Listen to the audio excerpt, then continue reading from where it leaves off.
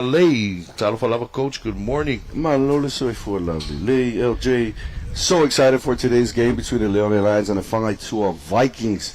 Excellent teams being coached by their coaches regarding scheme, and it's going to be a smash mouth type of day. That's what I see, and that's what I foresee.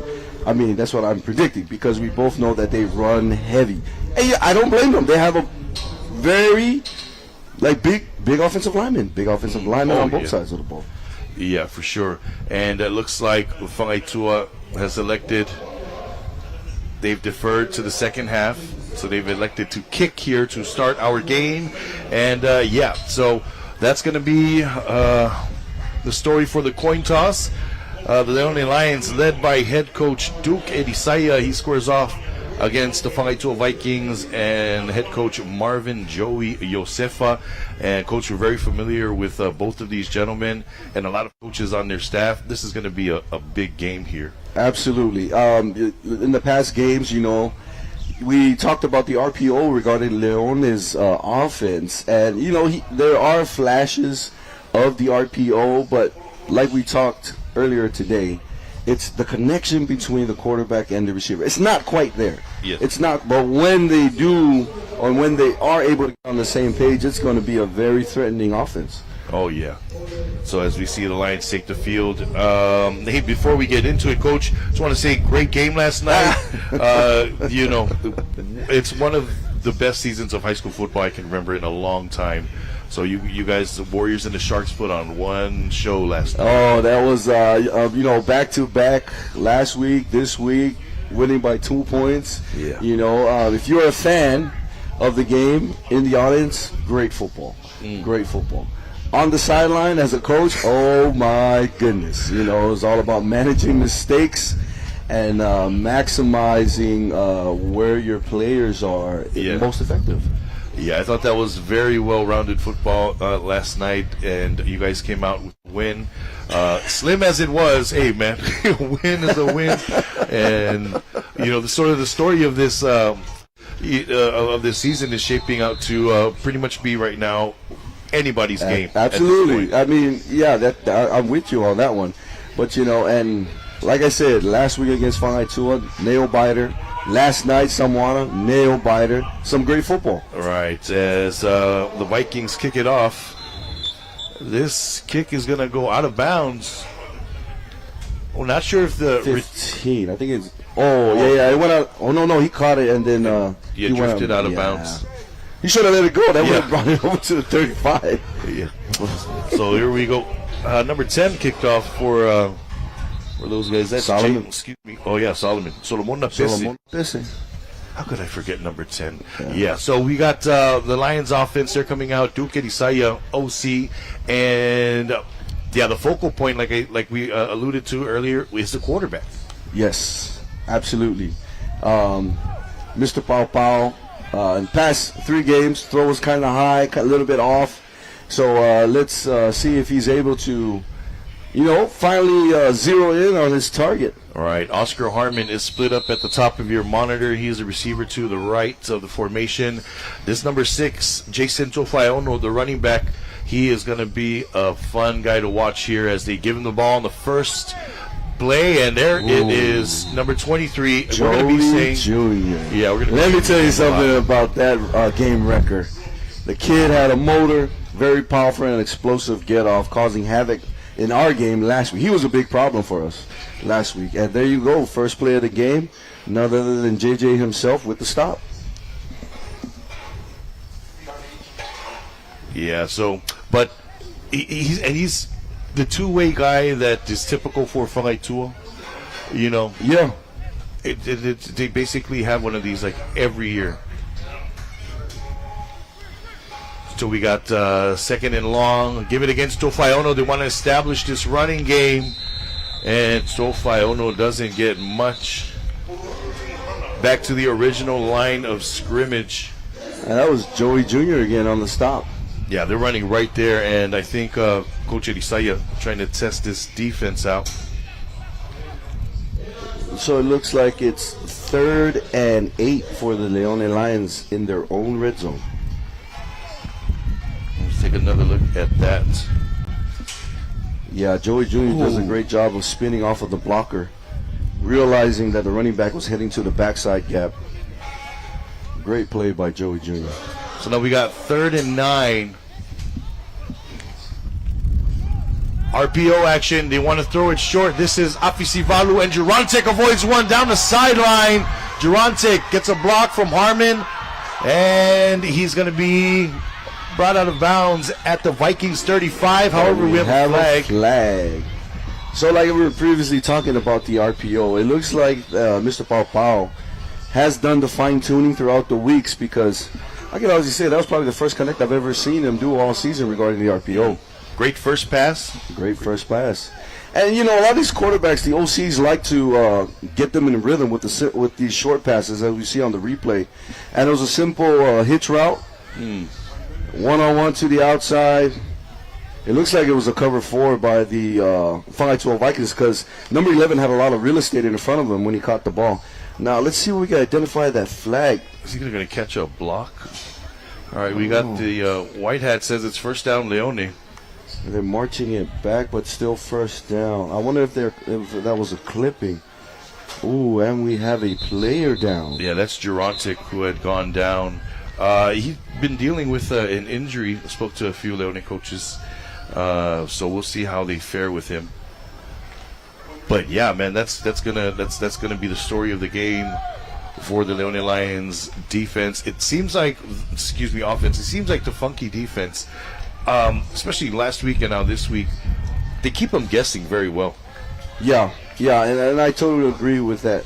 But that was a great route combination. So the concept is, you know, as a quarterback, you want to take what the defense is giving you. And it looked like that the defense gave them a whole lot of cushion regarding that last play, which is understandable because it was 3rd and long. And Durantic was able to take it upfield for the first down. Great route, great throw, great play by the Leone Lions. And it looks like it's a clipping. It was a block in the back. So Leone will get penalized, but their first down. It's going to be 1st and 10. Ball is on the 36-yard line.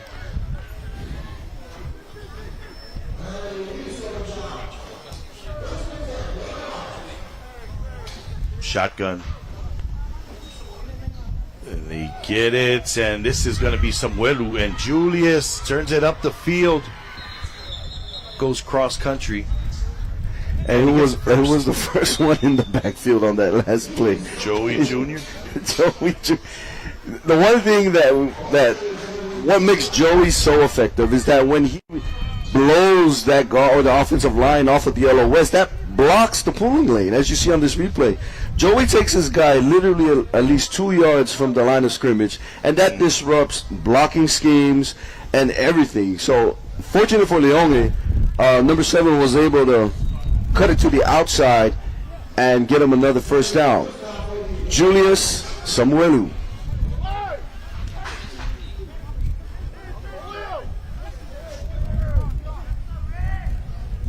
First down, ball on the 45. 2-back set. They go play action, and this is McFall and Bobby down the sideline. And a little token fake there from Pau Pau. He's finding his rhythm early in this game. And like we previously mentioned, Pau Pau is just one play away from getting on the same page with the receivers. And it's that out route on this replay where the one receiver takes it vertical to create space, and underneath you have that slot on the out route. Great play by the Leone Lions. Yeah, a little RPO dragon action there. So with Afisivalu still on the sideline, they've got Samuelu in the backfield. And Samuelu gets it. Oh, tries a little double clutch. Gets back to the line, but we've got a flag. That's from the defensive backfield. It looks like it's a holding on. I think they're going to catch Harmon. Yeah, I think Harmon held on a little bit longer than necessary on that last play. Let's see the replay, if we can catch it. That's holding on the offense. And they're going to replay first down. We'll see right here. Oscar at the top of your monitor. Stock, and then he stabs. Oh, I mean, it probably must have been off frame.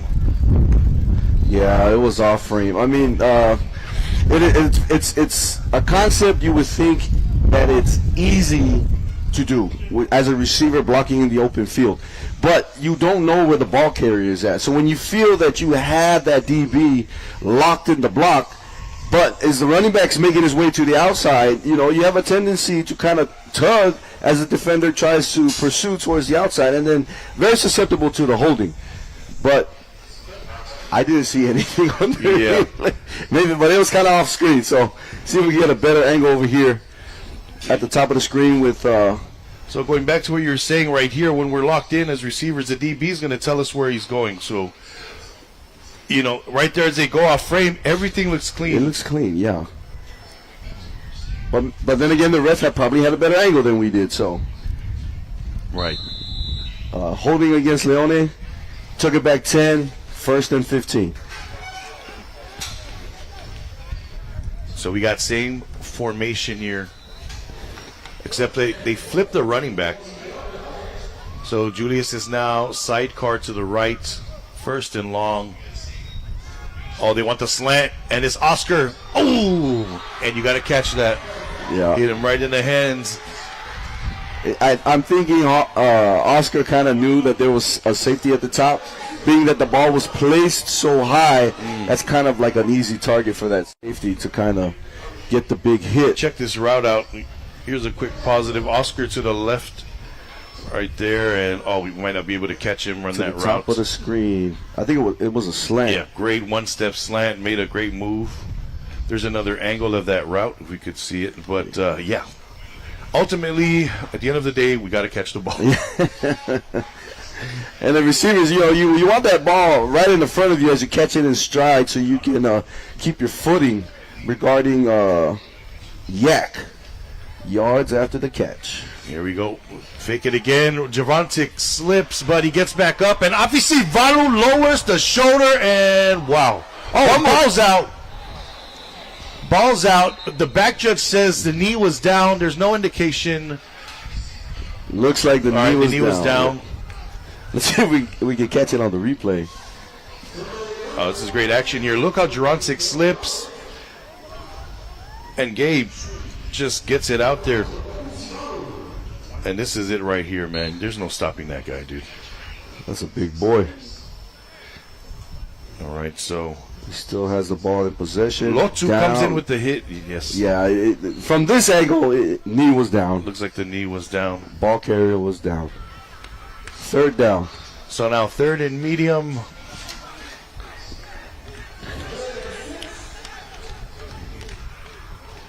You power to Tofaiono, and Tofaiono spins and he falls forward. Looks like he's going to be a yard shy,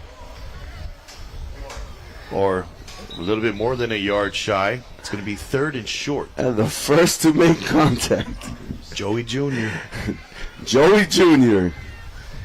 doing what he does best as we look at this replay. Right down the line, first to make contact.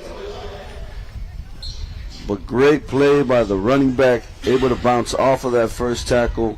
Jason Tofaiono. Now we have 4th down.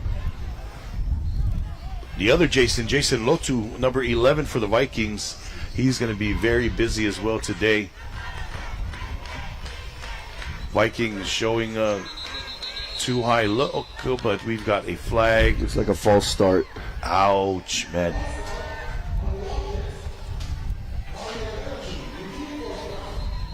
Yeah, I think the offensive line kind of took off a little bit early. See if we catch it on the replay. So see right there. Left tackle. Tackle. Left tackle left a little bit early. And that looked like a read. Yeah. A read option. And Ball had space. I mean, he had yardage in front of him. Oh, but the give here on 4th and long. And doesn't bode well. Great pursuit by the Fangaitua Vikings. Andrew Tupule, number 12. He is a senior out of Fangaitua. He gets in there. It's a great shot of that young man. But you got 4th and long, and you hand it off to Tofaiono.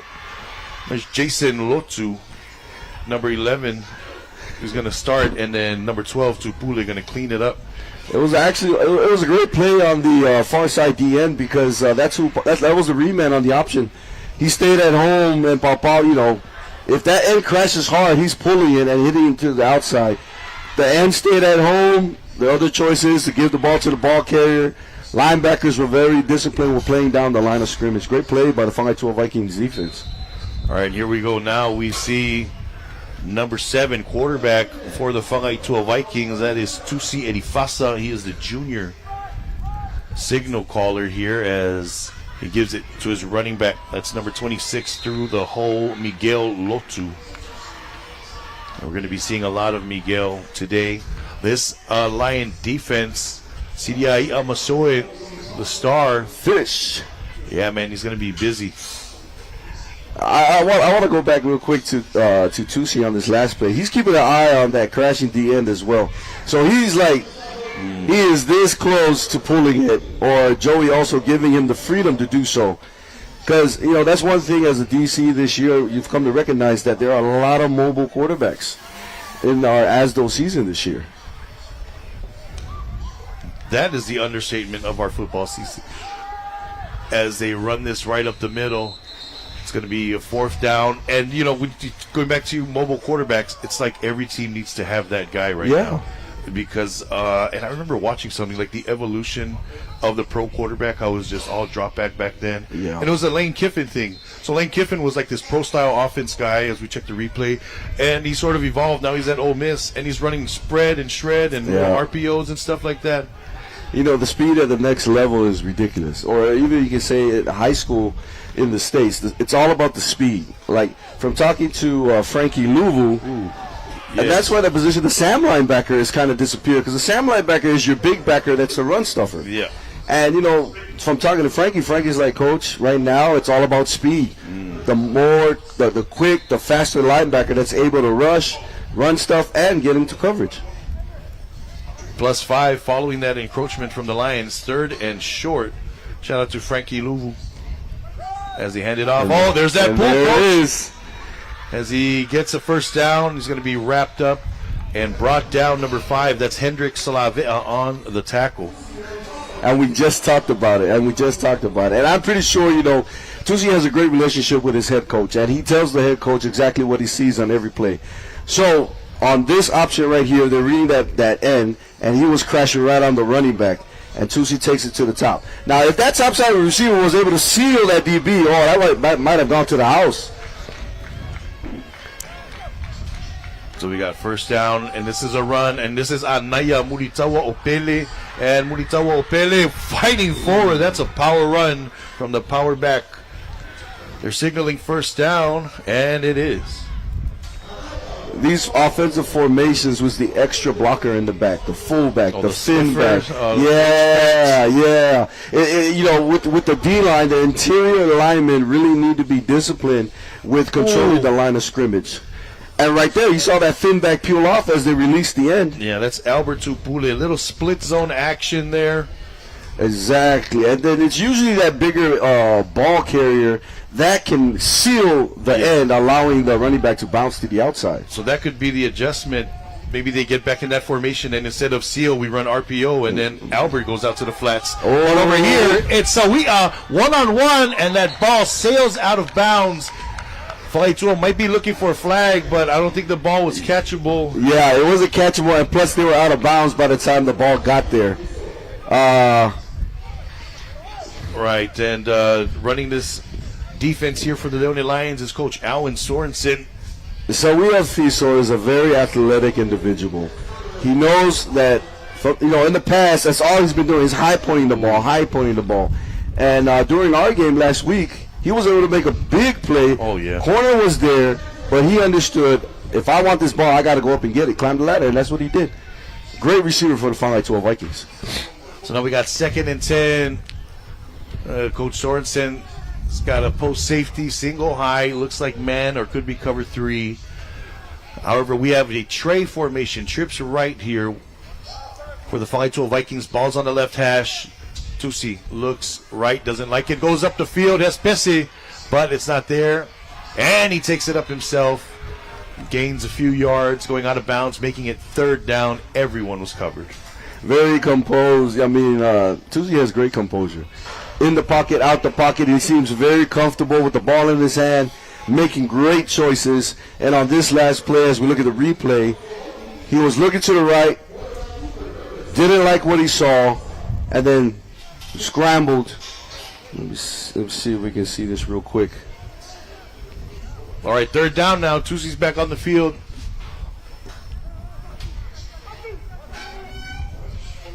Third and about 6.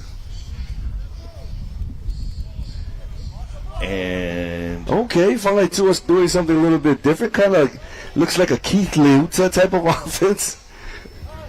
Right here, they want the spacing. Oh, and Anaya gets there. They went after CDI Amasoy. 1st down. Somebody just threw a golf club onto the track over.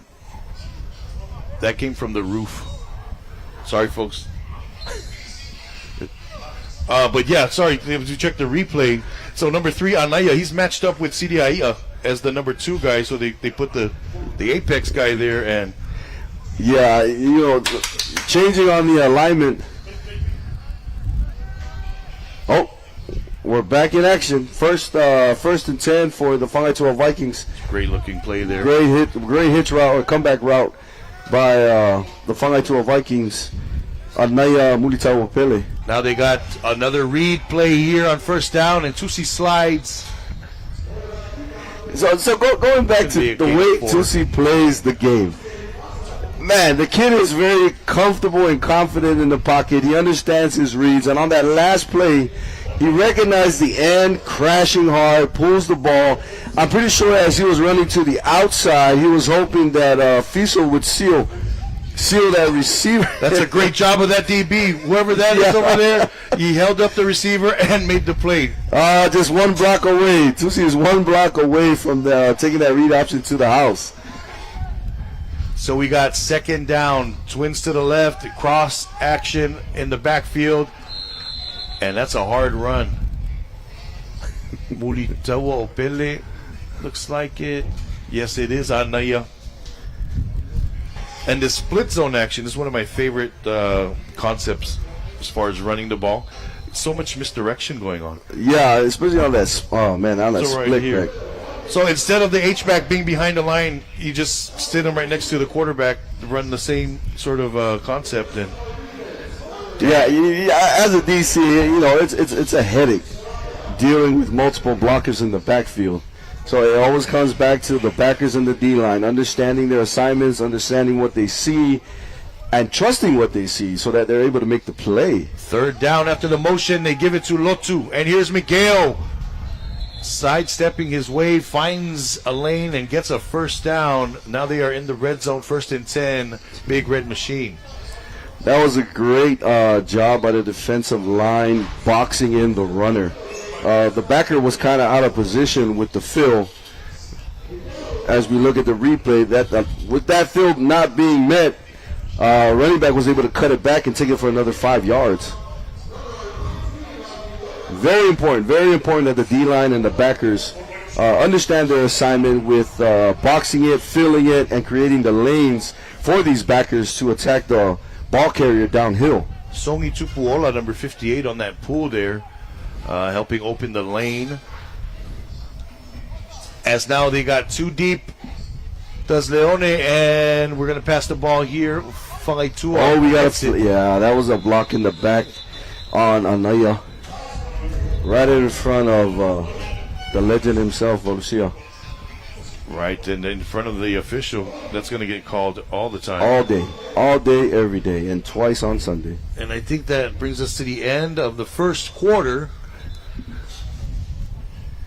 Right there, yeah, with the bottom. Anaya gets the corner from the back. Yeah, you know, teaching point, coaching point. for the offensive players, or actually when it comes to blocking, if it's the numbers in the back, don't touch them. Let them go. Yeah. You can try to sneak it in from the side, possibly putting your helmet in the front of the defender. But if you can't do that, just let it go. You're not in position to make the play, and you're just gonna negatively affect the play as a whole. So, all right. We have to go get clarification for this. So, I think they're going to enforce the penalty out in the second quarter. But to add on to your point, another thing is just get in the way. Yeah. Like if he's facing his back to you and you know he's going to come, and you're the receiver, just put your hands up, just let him come to you. They can't throw a flag on that. They can't throw a flag. They can't throw a flag. Yeah. And those are kind of like the little, tricks of the trade with understanding the rules and where you're able to bend the rules a little bit. But on that last play, Anaya was full on pushing the DB from the back. So here we go, about to kick off this second quarter. Vikings have been on a march and eating up the clock. That was a quick first half, I might add. Oh, excuse me, first quarter. Yeah. So going back to my previous comment about Whangai Toa having that Keith Leuta type of vibe with their offense, because they're setting up and everyone is looking to the sideline for the hand signals, and that's something that's kind of something new for that's a change for Whangai Toa. Yeah, Joey loves getting into the huddle. I'm trying to see across if he has a spotter on the table in the stands. You know how they do. Yeah. So here we go. And the great thing with that, it allows the offense to move faster. You don't have to wait for the huddle. You don't have to wait for the quarterback to run to the sideline, get the play, and run back. It just allows the tempo to be, the speed to kind of just flow a little bit faster, kind of catching the defense off guard. Kind of like last night when Samorana ran that no huddle in the very first series. How about that first play? Wow, that was a great play call by the Samoana Sharks. It caught us totally off guard. Oh, power here, and that is going to be a tackle by Hendrik Salavea as Albert Tupule gets down the field. Nice little action here from the O-line. All right here. Oh, great blocking by the offensive line. Wash and make they form the wall. That's why they call them the power. Form the wall. Yeah, that kickout was great, allowing that pulling guard to come up and seal the backer in. Great play by the Whangai Toa Vikings. All right, so like I said a moment ago, it was raining golf clubs here at the stadium. Now we got DPS personnel. Same play, different results. The Lions get in, and number 9, along with Siliai Amasoi, going to get there. John Pisse is number 9, senior out of Whangadii. Siliai Amasoi, another senior out of Malailoa. Oh, great push by the interior defensive line. Kind of like we always comment with Joey Jr. on how to be disruptive with the interior, blocking the pulls, because you take away those lanes and it disrupts the whole running game. Great play by the defensive line of the Leone Lions. Yeah, Coach Al doubles as D-line coach and defensive coordinator. D-tackle to be exact. Dorian Salavea, the DN's coach. And we got play action, little naked boot as we go out to Fiso and Funky. Gonna get about 3 yards in that comeback, Coach. I know you remember. Oh, man. I'm kind of focusing on that defensive end, right? So, if we look at the replay, a coaching point we like to teach our defensive end that if the running back is on your side, you have quarterback responsibility because the mesh and the handoff goes away from you. Kind of like that on the replay. So that backside end was crashing hard again. And Tusi saw it, bootleg to the right. Oh, no, they didn't get the first down. It's 4th and short. They got 3 yards. So that comeback, let's see if they go back there. So they're spreading them out. Tusi rolling out to the right. Yes, Pesse in the end zone. Yes, Fiso in the end zone. He put one. Did Fiso catch it? Oh! They say he bobbled it. Oh, let's see on the replay. Fourth down play. Oh, that looked like a flood concept by the Whangatua Vikings with a tight end going with the intermediate route. Switch release. So you got Fiso. He's going to come in from the outside, and Besse is going to take a wheel. So right here, Besse 10. Wheel. So they switch release, and then with Fiso coming in, he's going to stem up and go back outside. Ooh. You called it. That's a flood concept. Different way of running it, but here. Oh, he gets possession, but he's already out of bounds. Yeah. Oh, yes. If we can rewind that replay right to at that moment.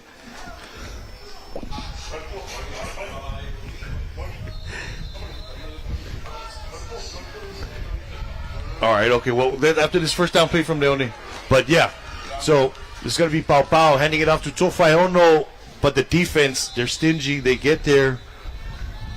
Looks like Walesi Berenice in.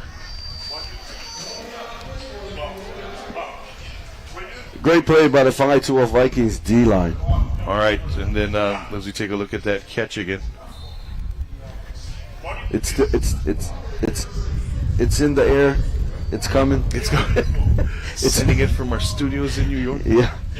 Sorry, ladies and gentlemen, it's still on its way from our studios in New York. All right, here we go. We got 2nd and 10. 2nd and 10. Split back. Twins to the left. Oscar Harmon's got, man, he's all by his lonesome at the bottom. I'm taking Oscar over anyone in a one-on-one. But we run the ball on 2nd down. Nice fill by Jason. Jason Lotu getting in there. Yes. Great job by the defensive line on that, creating the lane for Jason to fill. Outstanding box and spill with the D-line and backers for the Whangatua Vikings. So Josef Auli, defensive coordinator, he had the safety shallow on that 2nd and long. If they get the same look, yeah, I'm yelling out one-on-one. You know, one thing the receivers don't understand. Yes, I know you still gotta make the effort to make it look like it's a pass. Yeah, you know what I mean. I know it's a run. I'm going to line up, but the receivers don't know. They kind of give it away when they just stand there and look inside versus just, I don't know, run the flat out, you know? Yeah, we call them taking them downfield, taking them for a run. Yeah, keeping the defense honest. Here we go. Oh, no, it's a sweep to the left. 3rd and 10. They give it to the quarterback, and wow, he spun out of it. That's a first down for Gabriel Pau Pau. And we got a flag. Oh. I am calling... I want to say it's a block in the back. Block in the back, all right. We'll get the call here from the ref and then check that replay, but what a call. 3rd and 9, you call a quarterback sweep, and Gabe is that kind of athlete. Yes. Ouch. Illegal block in the back. All right. Let's see if we can see that. Here we go. So off frame is the quarterback.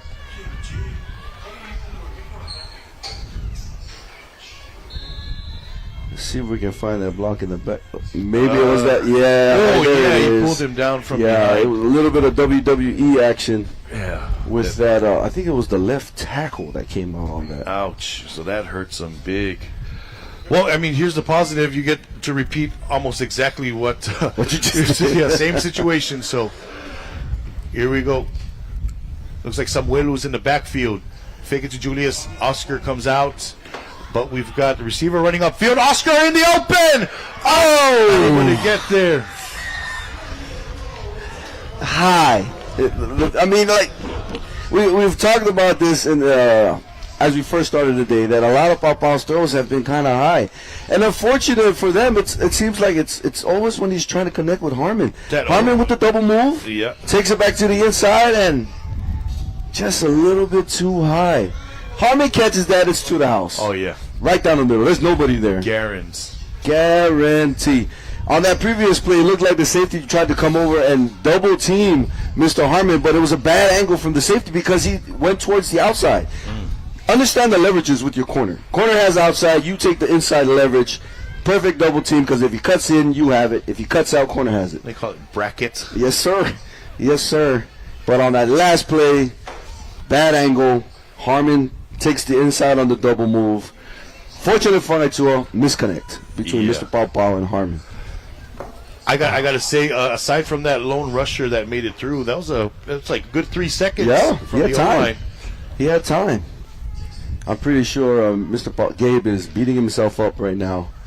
But that's football. That's football, right? Yeah, look at the bottom. They're doubling Harmon as a hawk, and he shook both of them. Not a good punt. Not a good punt. Leone's got to get it. Leone's got to get it before it. All right. Well, stop moving. That is a net 10-yard punt. Wow. Double team on Mr. Harmon. As you look right here on the replay. Oh, sorry. Harmon is off frame.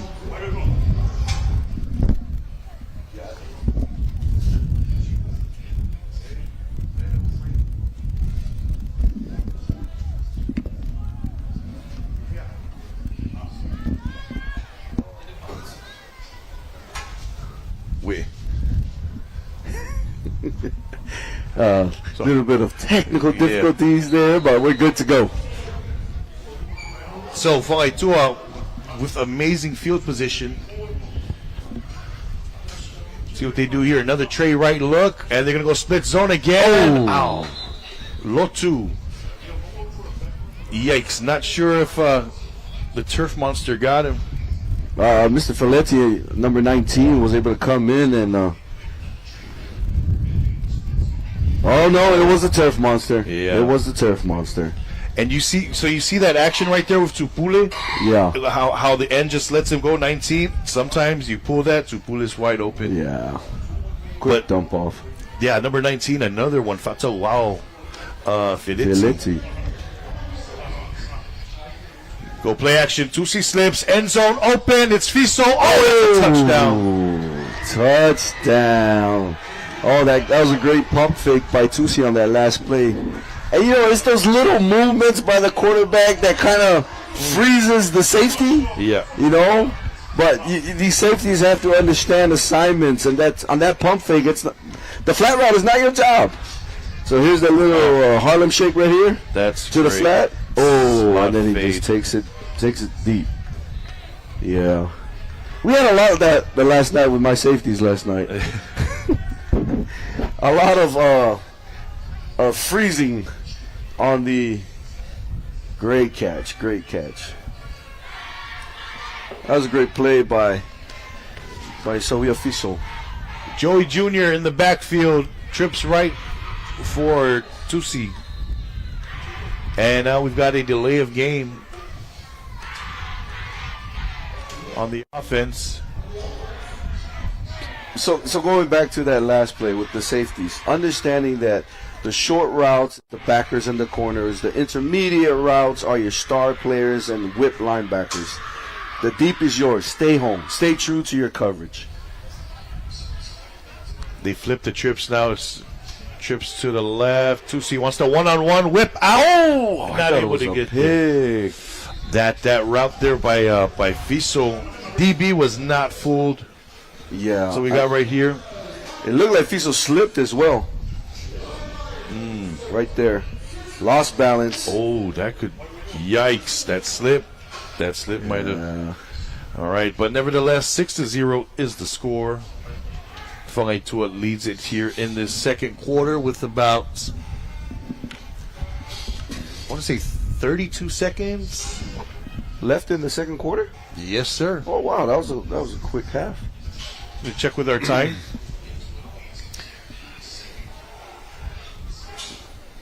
All right. The one thing that I've come to notice regarding these high schools, well, let's say these offensive coordinators in the red zone, the one-on-one routes, Keith likes to hit the post corner.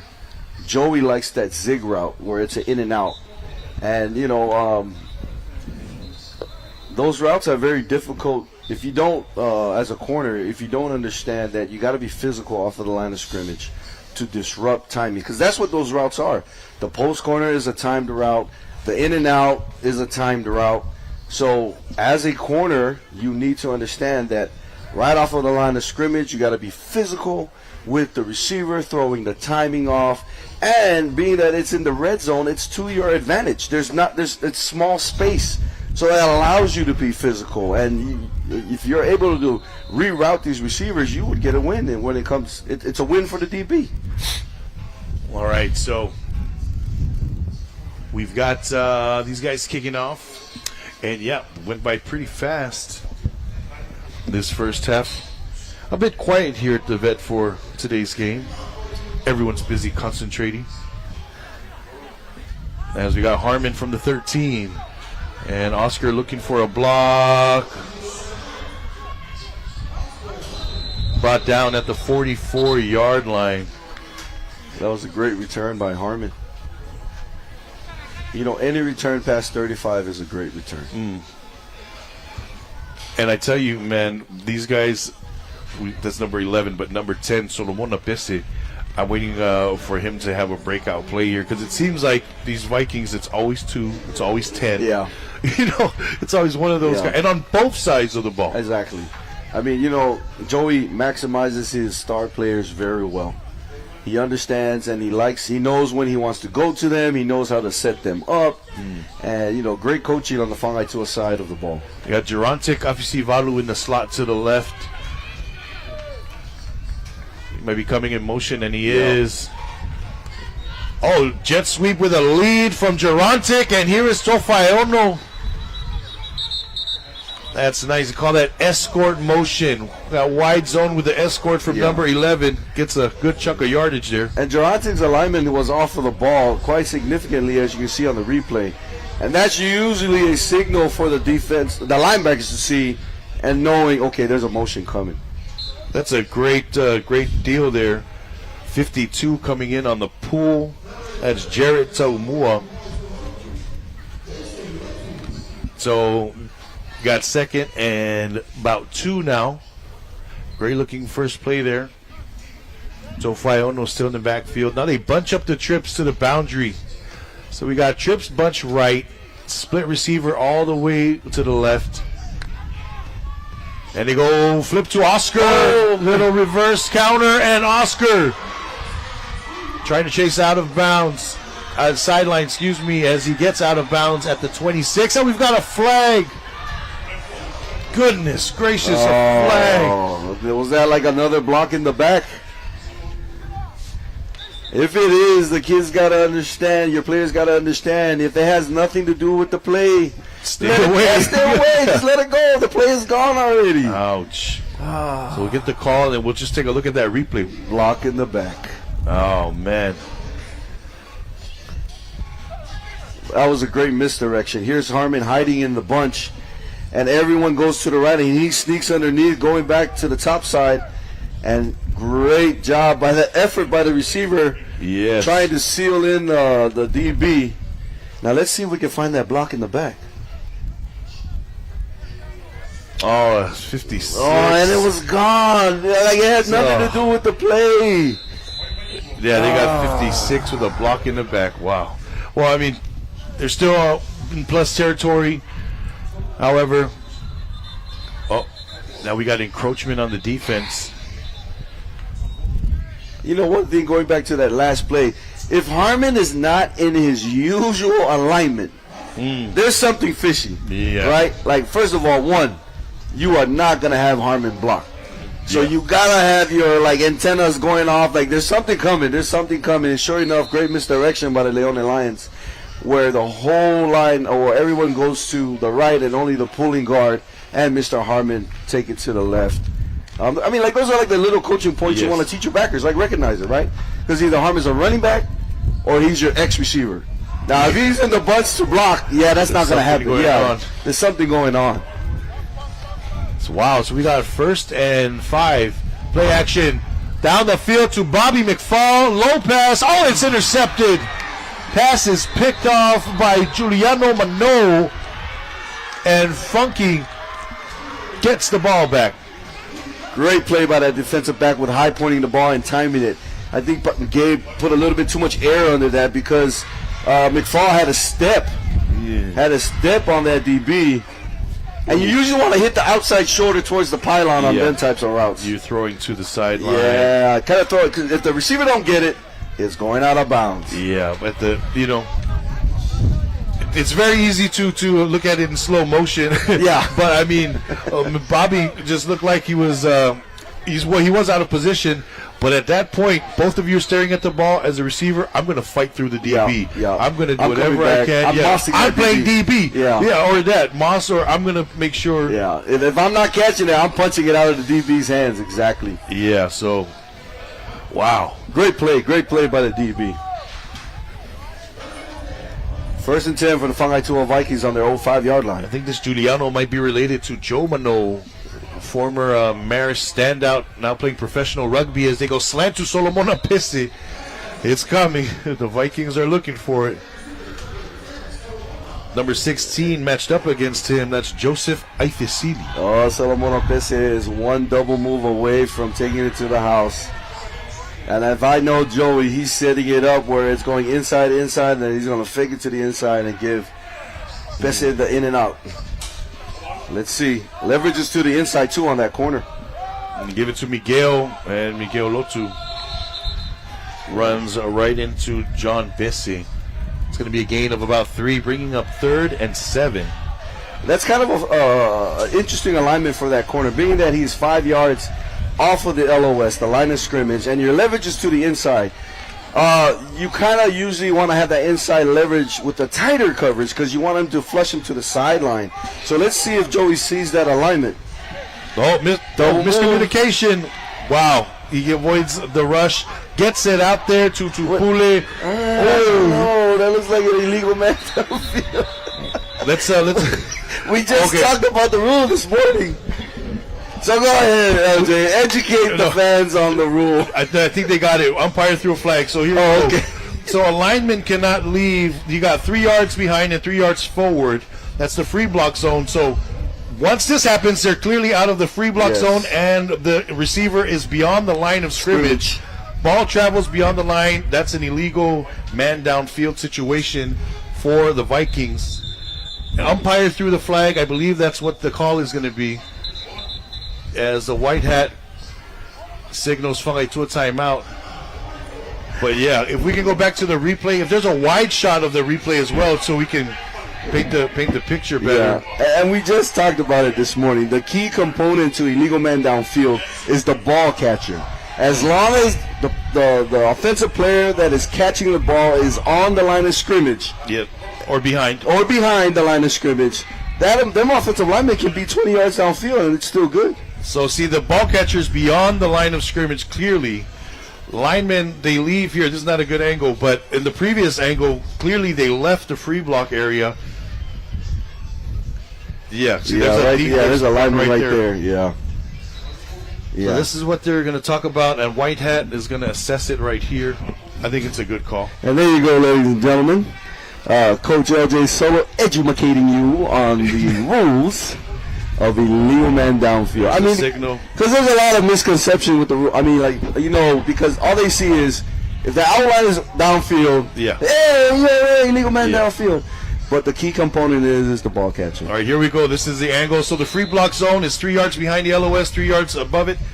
And right here, as soon as Tusi One, gets... 2, 3. Those linemen are, they're headed beyond the free block zone. As Tusi goes down the field, wow. 2-5. That is Yopu Masoi. Hey, might be related to CDI. Could be. But yeah. The ball catcher slipped on that last play. It was that intermediate route. Let's see if we can catch it on the replay. He slips. The corner peels off of his original coverage. Right there. He's on the ground. Oh, yeah, he's on the ground. He's on the ground. Yes. Yeah. But going back to the free block zone, it's a year or two ago that they redefined that. And so the way the rule says, the free block zone is 3 yards on either side of the line of scrimmage. So either side is defense, front and the back. offense. Because remember, you guys, defense, you have your own line of scrimmage. Yeah, exactly. So it's 3 yards there, and it extends to about 4 yards from the ball or in the tackle box. Yeah. So in that free block zone, you could grab, pull, clip, basically do whatever you want within the confines of that area. Oh, that's a live ball! And it's recovered. That is Jason Lotu. Oh. First down, Funky Town. Perfectly timed hit Was there a signal for a fair catch? I don't know. Oh, man. Yikes. So there's a call we have, we like to do with our special teams. Here's the replay. It's a running punt by Solomon Apese. Solomon Apese. They practiced this. Yeah. Oh, that's perfect. Perfect timing. So that's why you punt it that way. I mean, like it looks strange, but the rugby style punt, sometimes they punt it that way to get it to the best tacklers, the fastest hawks, the gunners. Yeah, I see that. I don't think Masoy saw that Jason was beaming right down the line towards him. Like we've done this at JPS. We've taught the defense or the special teams that we have a call that. Because as a coach, you see the ball better. You're more aware of your surroundings. So there's a call we give the special teams punt returner. It's a Peter call or whatever name that when they do hear it from the sideline, it means get away from the ball. Yeah. Get away from the ball. We're seeing something that you don't see, and if you hear us call that, everyone run to the sideline. Get out of the way. Right. Yeah. And then that call, although your call is Peter, but it has evolved over the years, especially when Zika was prevalent. It's like a sickness. Get away from it. Germs. Yeah. Get away from the ball. Oh, now we got a flag. Oh, huh? Did it look? It looked like he threw a flag. He just threw a late flag right there. Let's see. Oh man! So I don't know if it's kick, catch, interference. If there's a 3-yard. You know what? I mean, like if we can bring that replay up again, I totally get it. I think what the ref saw is that the defender got there a little early. Let's see if we see the replay, because I'm thinking that ball actually hits the linebacker on the back. So if we can slow it down just before he catches it. Oh yeah, what is that? The kick, catch, interference area. Yes, exactly. You gotta give the kick returner the opportunity to catch the ball before you attempt to tackle. And on the replay, so let's see what the call is. So it looks like they're gonna give the ball to the Leone offense. All right, then the coaches are gonna have a conference here. Yeah, it's Leone ball. Yeah, you gotta give the opportunity to the punt returner to catch it. Oh, that's a bang bang play. Yeah, it's so yeah.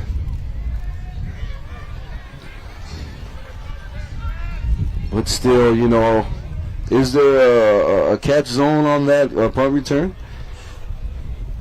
Ladies and gentlemen, please stand by as we try to go through our encyclopedia over here regarding. Yeah. We actually have the NFHS rules book here on hand, so we're just trying to, try to help us out here. All right, but as we're looking for it, a kickoff or a punt returner attempting to catch or recover a kick, catch recovery, has had no time to protect himself. Wow. Okay, so a defenseless player. So this is Article 16 here in the rules book of, and it says a kickoff or a punt returner attempting to catch or recover a kick, or one who has completed a catch or recovery has not had time to protect himself, that is considered a defenseless player because of his physical position and focus and concentration on the ball. Makes sense. Yeah. It's a safety. It's a safety thing. I mean, so does that penalty fall under the personal foul side of things? Is that a 15-yarder? Because judging by the play right now and where the lines are lined up, they move that ball like another 15 yards. Right. So the way they write this rules book is they just have all your section in articles, but doesn't really say what the enforcement is. But this is clearly what the officials are talking about. Yeah. I mean, and it makes sense, right? Because it is a defenseless punt. Look, the punt returner is in a defenseless position. Yes. One, he doesn't see the defender coming. Yes, two, he's focusing on the ball. Yes. Yeah, and that defender is coming full speed as well. So, wow. Okay. Yeah, hey, great call. Great call. Hands off to the rest. And they talked about it? Yeah. Great. Hey, I'm telling you, we got some professionals here. Of course, our official ASDO official of the year is our whitehead as well, Tevita Ciale, as Leone is going to get the touch here. Tofayono also down the field, and whoa, we got a skirmish. Oh no, I saw a fist fly. All right, hopefully those fists were trying to separate what's happening right now. Or trying to maybe saw some mosquitoes or something. You know, dengue's out there trying to be safe. All right. Harmon's helmet came off. Oh, I didn't know he had a touchscreen TV. All right, here we go. Cut back. Let's see where the extracurricular activity. Oh, face mask at the top. Illegal Yes. hands to the face. Illegal hands to the face. And that was on Harmon. So Harmon loses his helmet. This is going to go against the Vikings. However, what happens here that's probably being talked about as well. Yeah, I mean, you know, that was a very similar situation last night's game as well. Yeah. Where illegal hands to the face. It ended up causing a, you know. The player lost his helmet. We saw it on the replay. Yeah. And then these are just, you know, man, you don't want your teammate to be hurt, and I mean, yeah, to have your teammates back and whatnot. But so let's see how the this referee meeting ends up. But yeah, on the replay, you clearly see the defender with his hand extended towards Oscar Harmon's face mask, inevitably knocking off his helmet. So the white hat having a little powwow. So let's wait to see what he says. Yeah, and Tevitas Yale has been doing this a long time, Maro Lava. So we'll get the call right here.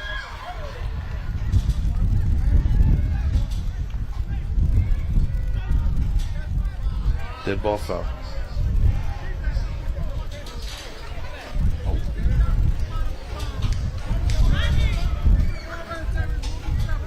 Whoa! Oh, so they're calling the dead ball foul, meaning, wait, I thought it was against. Well, he said against Fongaitua. That's what I thought. Dead ball foul against number 4, because he said number 4.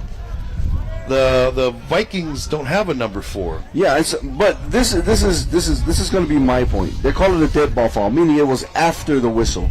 But we clearly saw the hands to the face mask was during the play. During the play. And then last night they missed it. Today they missed it again. No, the number it is Bobby McFall. They're taking out Bobby. So they're taking out Bobby. I'm pretty sure for the after because it's a dead ball foul. But they missed the hands to the face mask. I gotta you know, like. So here's the replay. Here's the replay, ladies and gentlemen. Oscar Harmon's at the bottom of the screen. He's shielding in the linebacker, and right there, the linebacker jams up Oscar Harmon's face mask, knocking it off, and then that's what. So they threw the flag on the punches, but they missed the illegal hands to the face. Very unfortunate. And then number 4 for the Leone Lions has been disqualified from the game, Mr. Bobby McFall.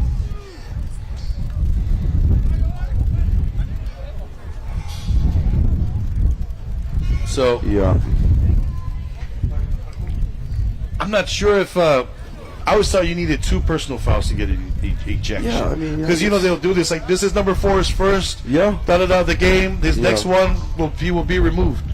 I think the rule is once you throw punches, no warning, you're ejected from the game. But you know this is a victim of reaction. You know what I mean? They don't get the first guy, but they sure will see the second guy as he retaliates. Wow. Here we go. Here we go. 2nd and 15 for the Leone Lions heading into the Fongaitua red zone. All right, they got 2x2 set. Oster's going to go orbit motion, and they're going to run a dive to Harmon. Harmon going to get wrapped up quickly in the backfield. That's why let's see Berenice on the stop.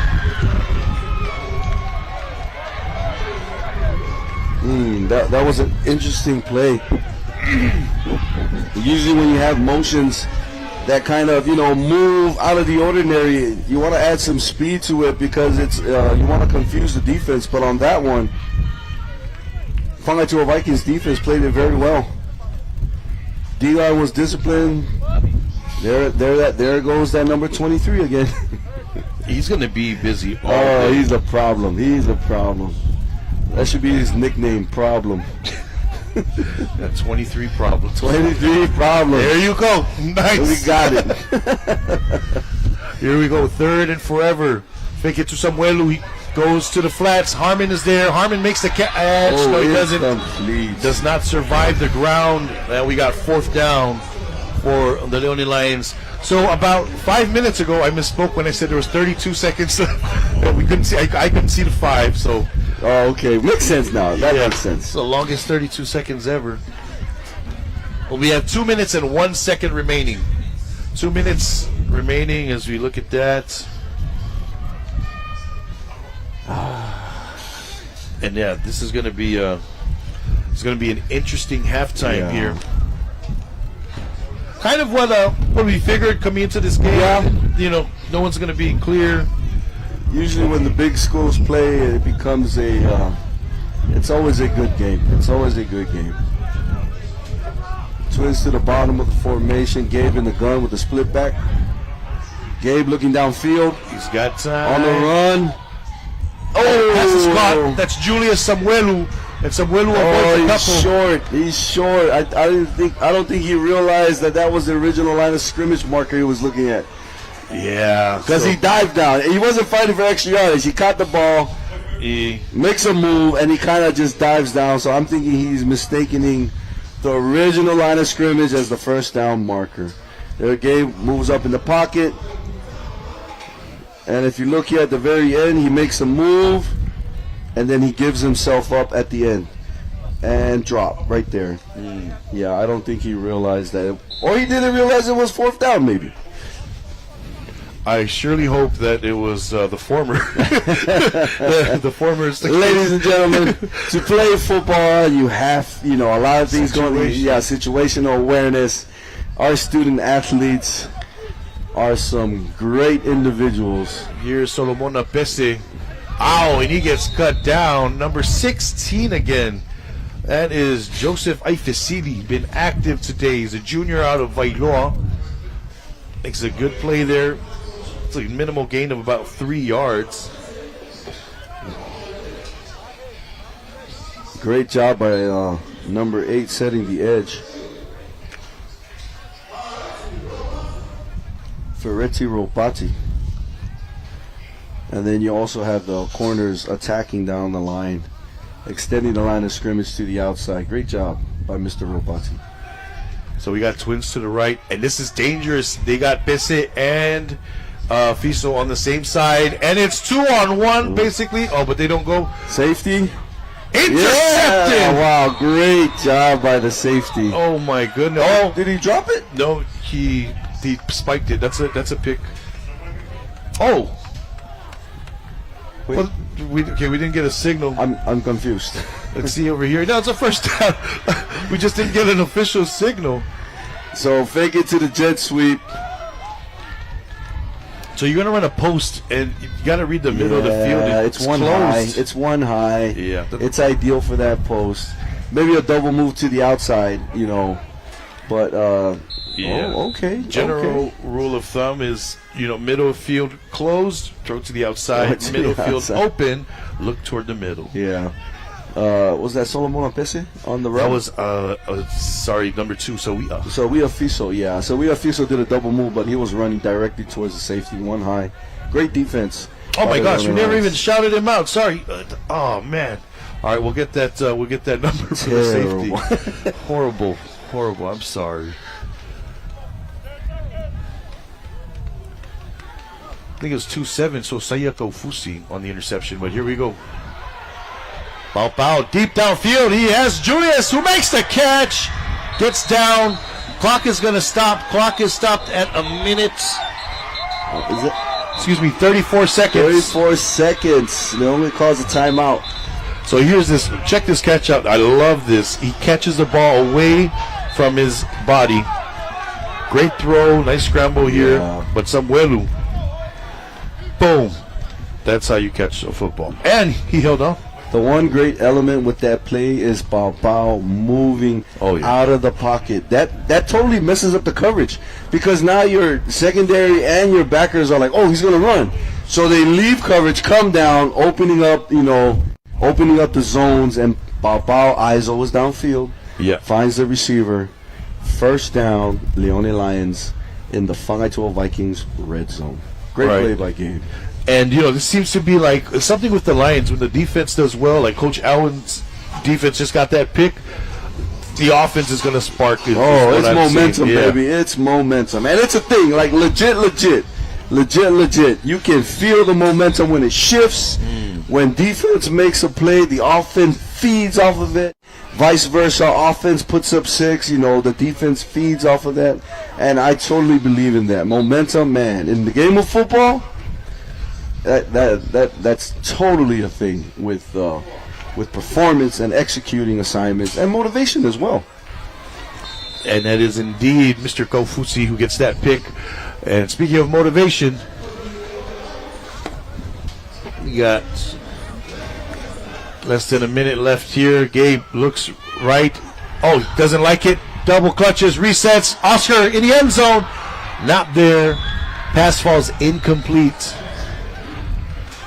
That was just like 3 verts going toward the end zone.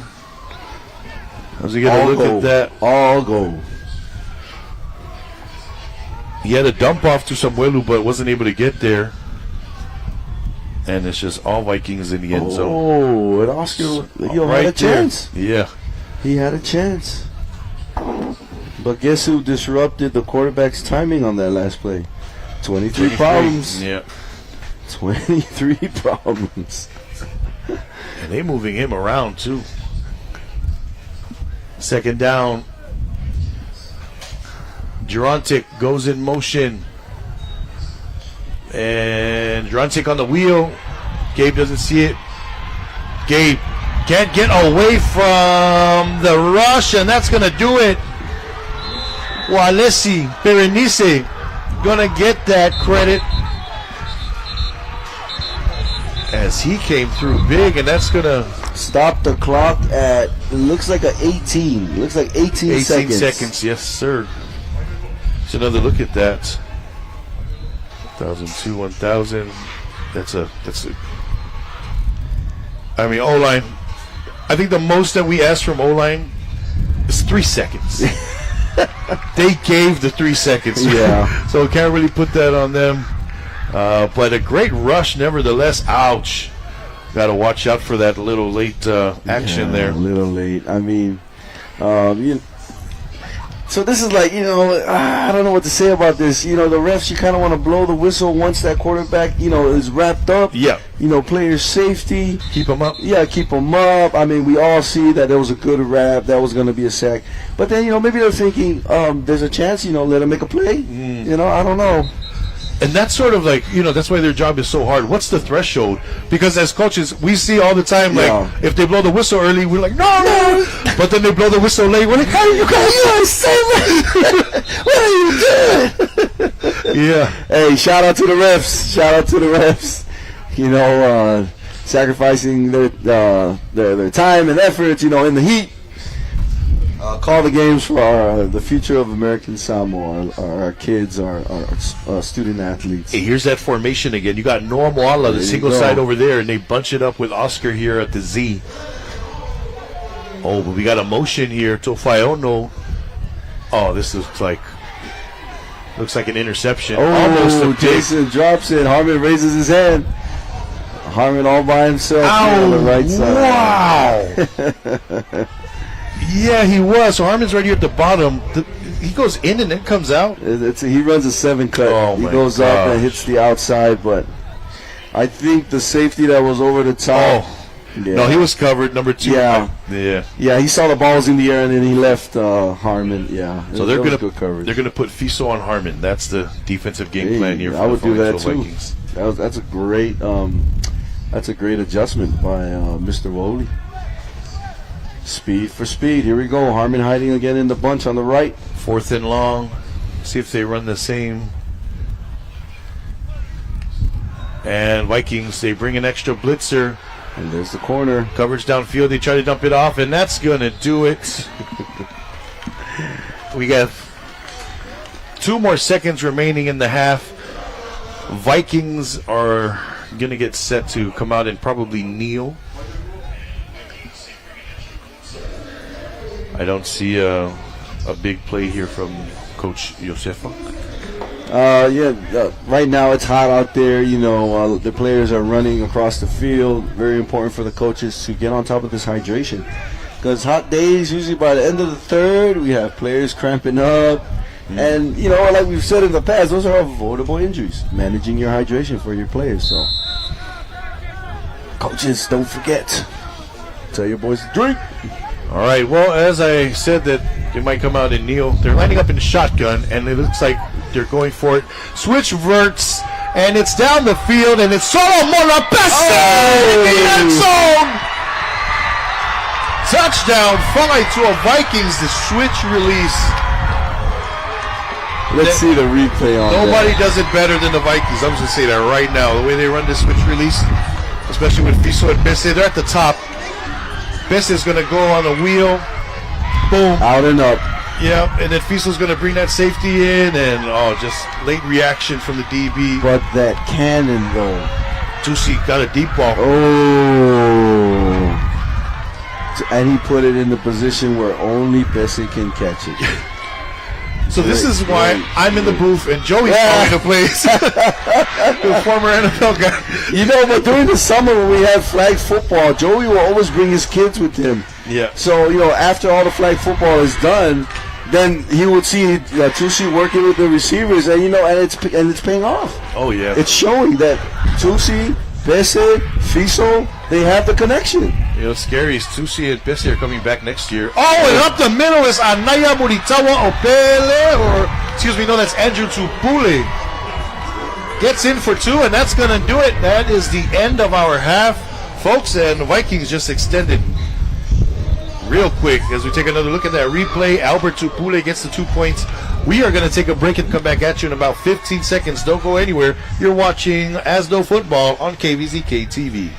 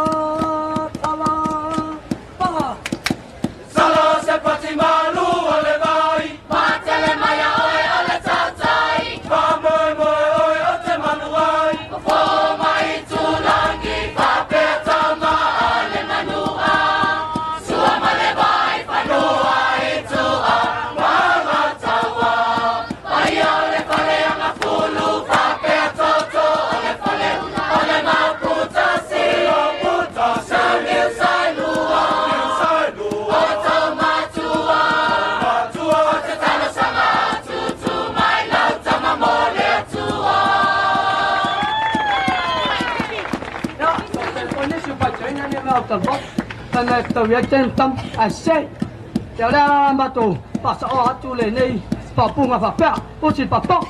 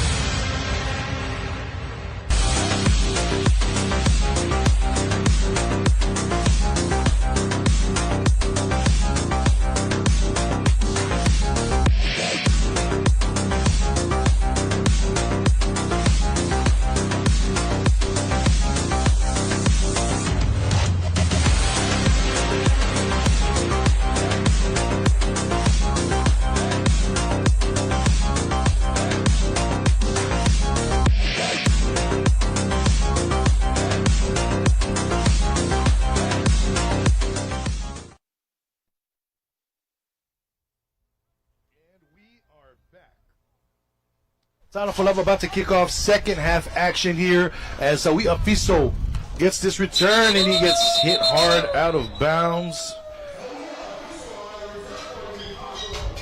Number 20 on the stop for the Leone Lions. That's, oh, I got the Lions. Here we go. Mosafi Angaina going to get credit for that one. So you see the score, and we had a very busy first half here.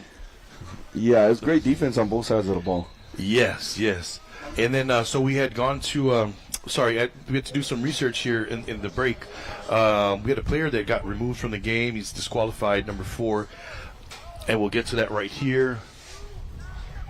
First and 10. Tusi. Wow. Defense came up big, 14 on the stop. That's Oloto Nu'u Siufanua.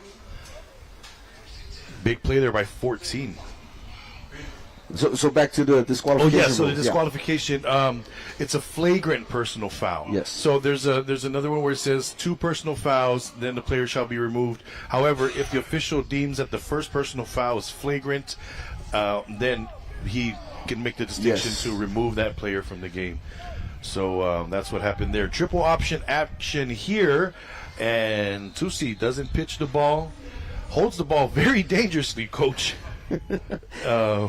But yeah, gets about 2 yards. Yeah, hopefully the defenders see and notice that every time Tusi runs the ball, he holds it out one hand, doesn't tuck it away. So you should be swiping at that. Well, here we go. Yeah, right there, Doug Flutie himself. Oh, he tucked it right there. All right, here we go. Alwyn Sorensen calling 0 here. Man all across. As they go swing pass, that is not going to be complete. Intended for Miguel Lotu. Oh, those touch passes like that, very close to the line of scrimmage, very dangerous. Very dangerous. All right, so 14-0 is our score. It's been a very exciting game, and I got to go back to that play before the half. Joey Josefa called it with 2 seconds left. We had a switch release, and he found Solomon Apese in the end zone. Did Tusi. Yep. And that was a great call there. But here, 4th down, Solomon Apese is their punter. They had that huge play. The Vikings, on the last time they punted, big hit happened, but Leone retained possession. Even though the fumble was recovered by the Vikings who had punted the ball. But now here is the next look at this punt team, and slow start here for the Vikings in the second half.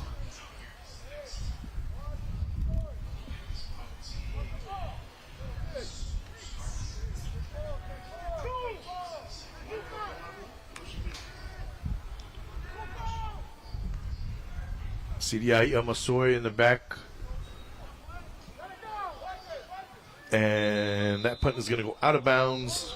Wow, on the Vikings side of the 50, that's going to be a plus 47-yard line for the Leone Lions. Now here come Duque Edisaya's offense, led by Gay Pau Pau. Had some moments early on in the first half.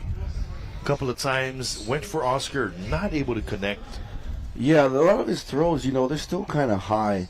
I'm kind of having this feeling that Gabe is a rhythm quarterback. You got to get him to throw a couple of short balls just to get him in rhythm, and then it provides great defense on the outside. It seems like someone missed the block because they got 3 edge rushers coming off of the edge. Yeah, Sam Fawangali, number 15, going to come and lead the charge. Here's another look at that. Yeah. Oh, the pulling guard totally missed. So that looked like a read. To me, the way the quarterback rode the running back, it looks like he was supposed to pull and follow the guard. So you read the underneath. Outside edge. Okay. Yeah, so the way the guard played that's Jordan Fui comes on the pull. He sees these guys going wide. He's got to pull the ball and then quarterback power behind right down. that. Okay, that makes more sense. Coming underneath like that. Here we go. Yeah, that's it. That's right there. That was the play. Ooh. So Yeah, so little nuances like that with the RPO, trying to get your quarterback comfortable. So he missed the read the first time, gets the read here. So you're just reading the outside guy. If he goes wide, right there, see, Right he comes wide, underneath. yeah. Yep. Pull the ball and you go up the middle and you follow that big boy. Read option. You know who's really good at doing that? Oki Slave, that midline wide zone option. And with that speed, oh, yeah. man, Then he just got bigger over the years. It was like unstoppable. like in a blink of an eye, 15 yards downfield. All right, shout out to Oki. 3rd and long here. As we got Tofayono in the backfield. They go short to Gerontic. Obviously, Valu turns it up. Oh, and what a hit. What a hit there. Number 20, Pedro Lotu. Great defensive pursuit by the Vikings. Rally to the ball. You know, sacrifice the flats. Make the quarterback take what's, you know, that's the only thing you're going to give him. Once that ball's in the air, rally to the ball. 1, 2, coming down. Look at that. 3. Wow. Low man wins, and that time Pedro was the lower man. Yeah, exactly. So last night's second half story of the game, the rain. And Here it is again. she's back again. The field is very slippery. It's very slippery, you know, once when it rains. And, I mean, you can see in the beginning, in the first half, there was no rain, and it was still slip. You know, Turf Monster was out there. So let's see how this game is going to progress as now we have the rain here.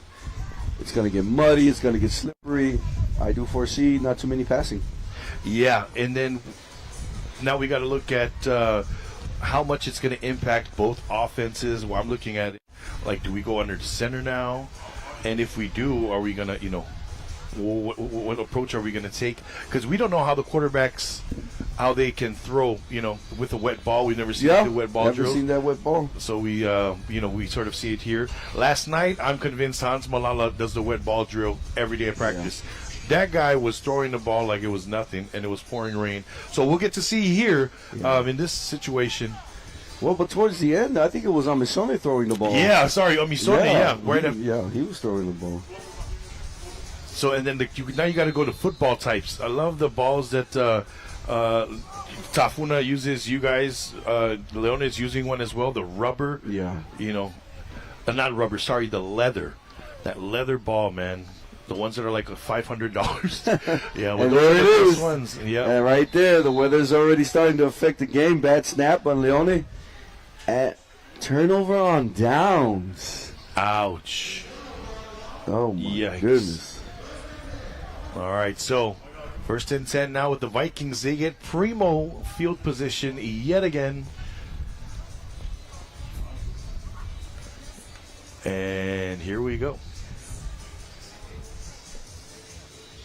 So, to see, I don't think they changed much the Kvzk Tv offense. What they've been doing has gotten them to this point. But I'm very interested to see when they start going under center. Oh, and here we go. Yep, here comes the ground and pound. Oh, early movement, running back. They're going to catch that. Oh, wow. They actually caught the split receiver, Kvzk, off the line of scrimmage. He didn't declare. He didn't declare that he was on the line. Oh. So that falls under illegal formation? Yeah, right here. Yeah. So Kvzk, 1, 2, 3, 4, 5, 6, 7. How many are supposed to be on the line? 7 on the line. 7 on the line. But sometimes if split receivers, when we come on, if we know we're on the line, we have to tell, okay, the line I'm judge. Yeah, I'm on. So you give them a thumbs up. If they can't see you, you clap your hands. You Yeah. try to get their attention because things like this. So now we're going to see Kvzk come and get lined up. There it See? is. Gives a thumbs up. Yeah, there you go. And that's how you check with the ref. So, oh man, I formation, 3 receivers. It's like, oh, there you go, another fumble on the snap.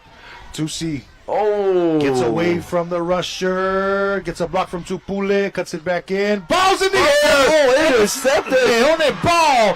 And this is, ball's still fumbling around! Masoy! And he gets up. He get it! He And he doesn't gets know! up. Ball's still alive! Oh, my goodness. This is 26, it's locked! Oh, outside block. That's got to be a flag. Downfield! That's a flag.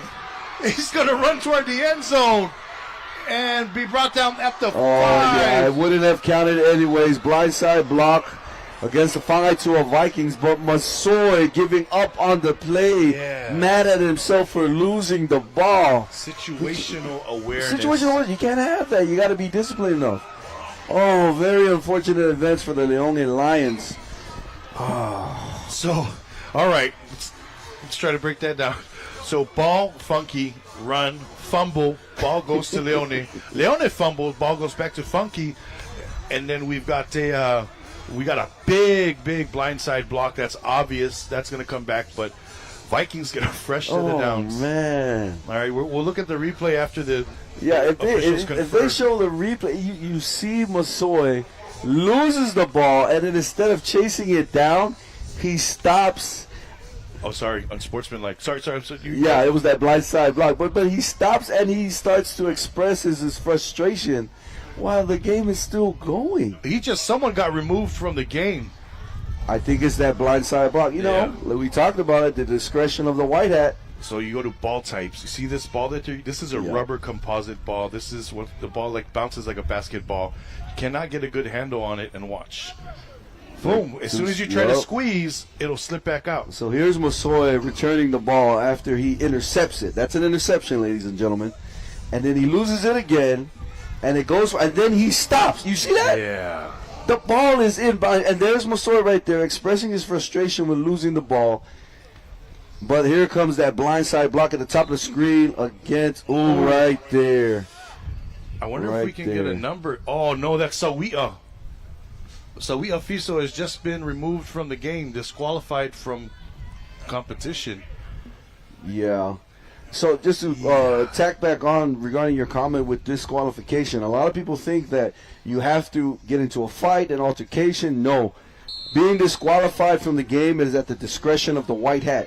If the actions that have been, performed by the football player deems his call to be ejection, that's the call.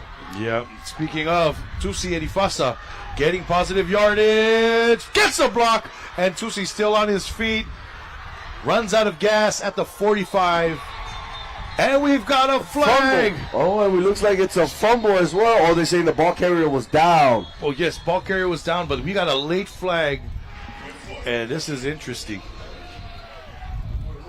Ladies and gentlemen, it started to rain at the beginning of the third quarter, and this rain has caused multiple problems for both teams on the field. We got fumbles, interceptions, defenders slipping. Right, and then that guy's job just becomes a whole lot difficult now. David Tesiale, our white hat. But yeah, so there was something away. I'm not sure if this might be on the Leone sideline. Let's see if we can get the replay on that so we can see it. Okay. Helmet's the helmet. Oh, okay. So that falls under the personal foul and sportsmanlike conduct category. All right, here. So okay. It's the cutback. When he cuts back all the way across the field. Let's see that the block. So here he goes. He cuts it back. Clean so far with the blockers. I think right here. This is what I'm seeing. I think. Oh. Ouch. Yeah, we rewind that real quick. That's what it was. It came in at the last minute. I think that's on 54 for the Vikings. Oh, yeah. Right there. Another blindside block. Oh, and that was helmet contact. Yeah. So, yeah, and 54 got away with another thing earlier. He did a belly flop on a down defender that wasn't caught by the officials. But it kind of goes back to what we talked about. It has nothing to do with the play. Yeah. The ball carrier is like at least 8 yards in the front. You're just hurting your team. And I'm pretty sure 5'7" ain't going to catch Tusi. 5'7" is a big boy. Oh, situational awareness. Again. But the big story is Sawia Fiso is out of the game. And here is Muritawa Opele seeing a little action in the first half, and they give it back to him here. So now both teams have two of their starting receivers, or one each of their starting receivers, removed from the game. and that just makes it harder for these offenses. So now clock is running. But I remember there was a time, I think about 20 years ago, when that block by Fiso was coached. Was a highlight. This is what we do. Was submitted in college applications. But no. Oh, the weather's picking up. Trips to the left, ball's in the middle of the field. We have 6 men on the line for Faitua. That receiver at the top is off, but they don't catch it. And this is Tusi running behind blocker. He gets the first down. Forced out of bounds by Fatau Fidetti. Yeah. If you go back to that play, you want to notice a few things. One, to the field side means wide side. The wide side of the football field, there are no receivers there. There is 23 problems out there with Joey Jr. Yeah. There is no way they're running a route to Joey Jr. out there all by himself. Oh, yeah. So it's like those kind of cues and kind of hits, they kind of tell you, yeah, it's a run to that side because Joey is the extra blocker. And, it goes back to our previous comment where the rain, we're not throwing the ball, it's nothing but pounding the rock. First and 10, 3 receivers set off the eye, and they give it up the middle, Albert Tupule. Oh, that was a pretty big gain there. Yep, and again, Joey Jr. out there on the right side of the line. That could be kind of the tells of where that ball carrier could be heading, because every side that Joey is on, that is where they're running the rock. So let's see it again. Let's see if we can identify where. So Joey at the top, Finn back. Miguel Lotu, 26, now checks in the deep backfield. Albert Tupule. Oh, wow. The Vikings have no subs. Yep. So Tusi just trying to milk that clock. Play clock is at 5 seconds. Simple handoff to Lotu. Lotu bounces and face mask. Oh my gosh. Oh, I don't know. That was not a good one. Flagrant is the operative word of the day right now. We've had a lot of personal fouls. The reason why I want that one was significant because he never let go. Yeah. Like, usually these defenders, they grab face masks, they understand now it's a face mask, and they kind of let go, and then they kind of readjust their grip. On this one, he took the ball carrier down, all the way down. Okay. Using the face mask. So, and this is right there. So what Coach Nate is talking about. Usually when it gets to about right here, snap! Sorry, but and you got the bat of. Yeah, he never let go. You got the pull, and then you got the second hand coming to the. Yeah. Yeah, he never let go. Yeah, that's a real bad one. Fortunate the ball carrier wasn't hurt. Here we go. Counter. Lotu. Oh, excuse me, that's Tupule. Lowers his helmet. Yeah, Joey is pounding a rock to kill the time. It's a 2-position game, Play the advantage. Yeah. So far, he's been nickeling and diming it with his run. 3 here, 4 here. So, great game plan by Coach Josefo. Okay, defensive interior just made a substitution. 58 is checking in. That's Gabriel Atofau. Either 58 or 56, Tema Yoselani. But either way, they're trying to solve that problem in the middle of the D-line. 6-man box. And then you got that hanger player right there, number 10. And there it is. Great stuff. What a defensive lineman of the Leone Lions. Fresh. Yeah, man, he just got in, too. See if we can get a look at that number. Great look there at the replay. Yeah. 59. 59, there it is. Yup, he slides right under, too. Yup, he got skinny right in between the center and the guard. Good penetration by number 59. Do we have his Fortunately, we don't have a 59 on the roster. Okay. But he's a shade right now. So we got third down. Clock is at 3 seconds. miscommunication. There is the flats to two pulling. They've been running it all game, and there it is. That's a first down. They moved the change, but we saw it in the first half. They're running that zone, that split, and at one time, there it is. So we got 1st and 10 at the 13 now for the Whangaetua Vikings. And this offensive game plan is working very well for the Whangaetua Vikings. One, they're moving the ball, taking time off the clock. Two, it's opening up the play action and the bootleg for Tusi. Yeah, we all know Tusi runs the boot and the play action probably the best in this year's season. That's what it's looking like, yeah. But it's their ability to just get these nickel and dime plays. Nickel and dimes. You know, as a DC, I would take a big play, you know, giving up points over a big play because it's just one adjustment away. But when an offense nickel and dimes it, oh. Like we see here. Yeah, that is so frustrating.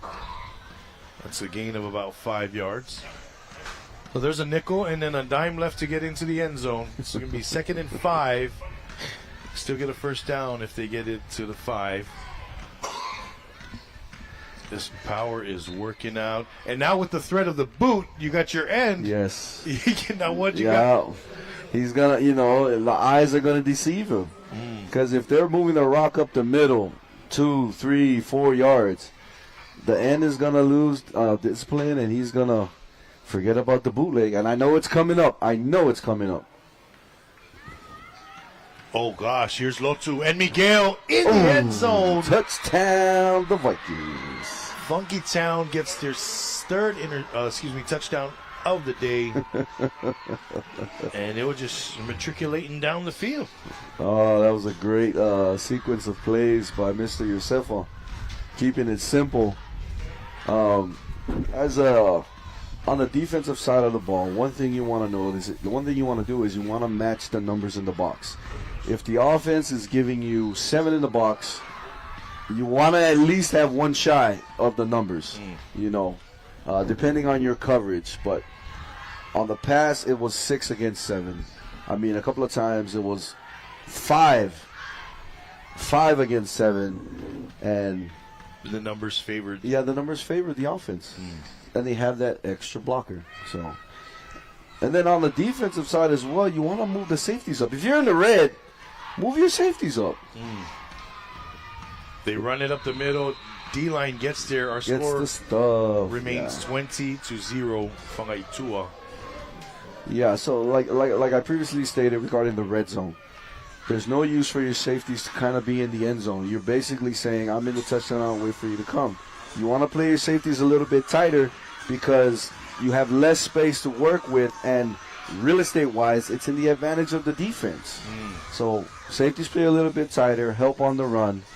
But, you know, like we said before, the box favored, number-wise, favored Whangaetua on the last sequence of plays.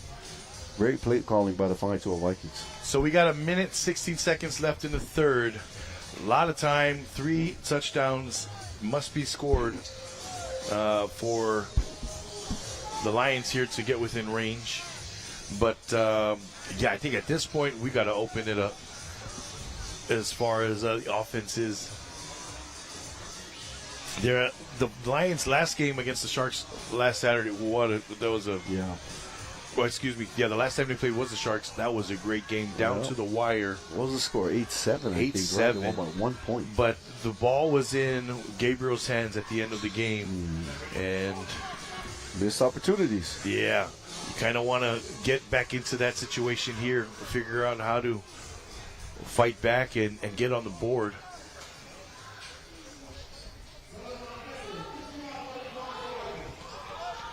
As Bessie sends this, it's Harmon from the 18. And Harmon, nowhere to go. Good coverage so far. Oh, great coverage. Great tackling, too. Wrapping hips and just simply dropping, taking Harmon down to the ground on Leone's own 35-yard line. Gabriel Uso on the tackle for the Vikings. So, third quarter, up by 3 possessions. The weather's not in their favor, but Leone has to air it out. They have to air it out quick. If it's incomplete pass, at least the clock stops. Yeah. You know, you're not losing time. So then on the defensive side of the ball, I'm pretty sure DC Vauli is tracking.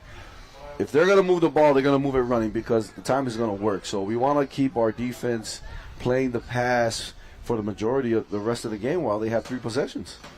And Yost is right up at the line, telling his D-line to get up, get up. So we're under center now. Offense, I formation, 3 receivers.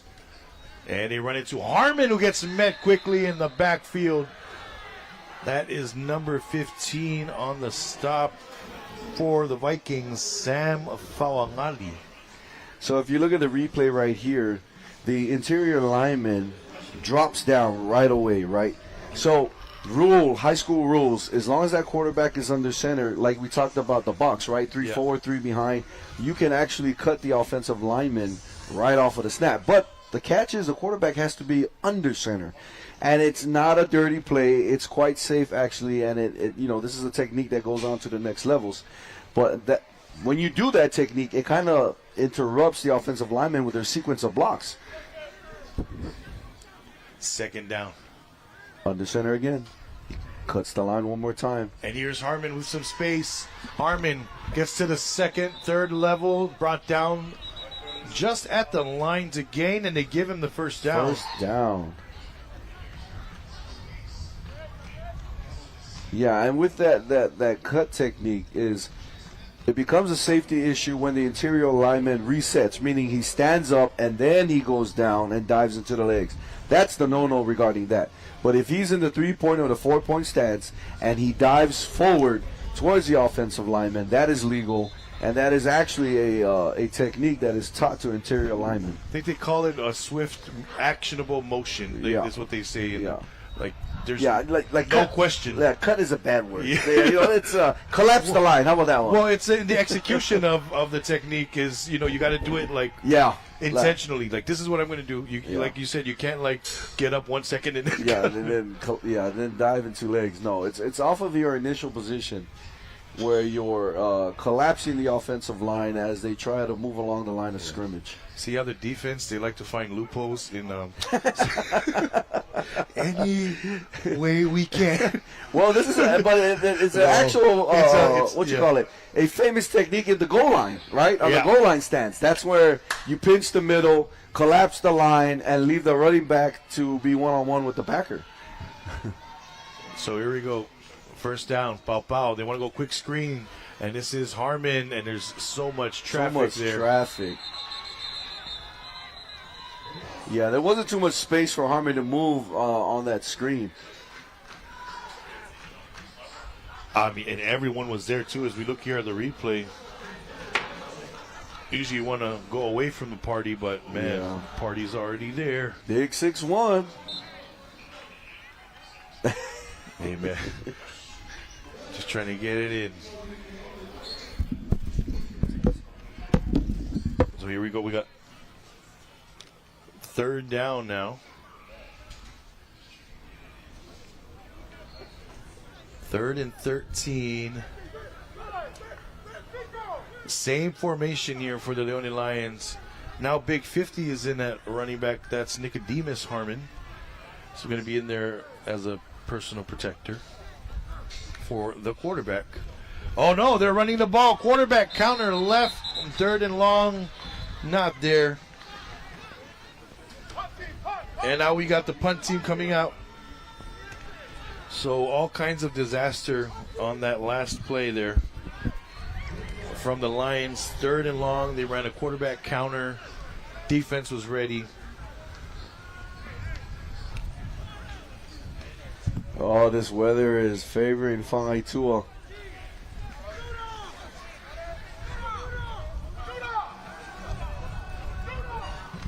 And it's always like, because now the elements of the rain, right? It's easier to run the ball in the rain than it is to throw the ball. So if you're playing from behind in the rain. Yeah, it's. So let's talk about this punt formation. So I see this the 2-layer punt formation at the second level a lot. Yeah. Right? Which is the first group, the first line of defense, the offensive line. They are focused on a certain numbers, releasing the outside to be picked up. It's actually a pretty good punt formation. Right. Oh, that was so close. That's Peter. That's right there. And as we talk,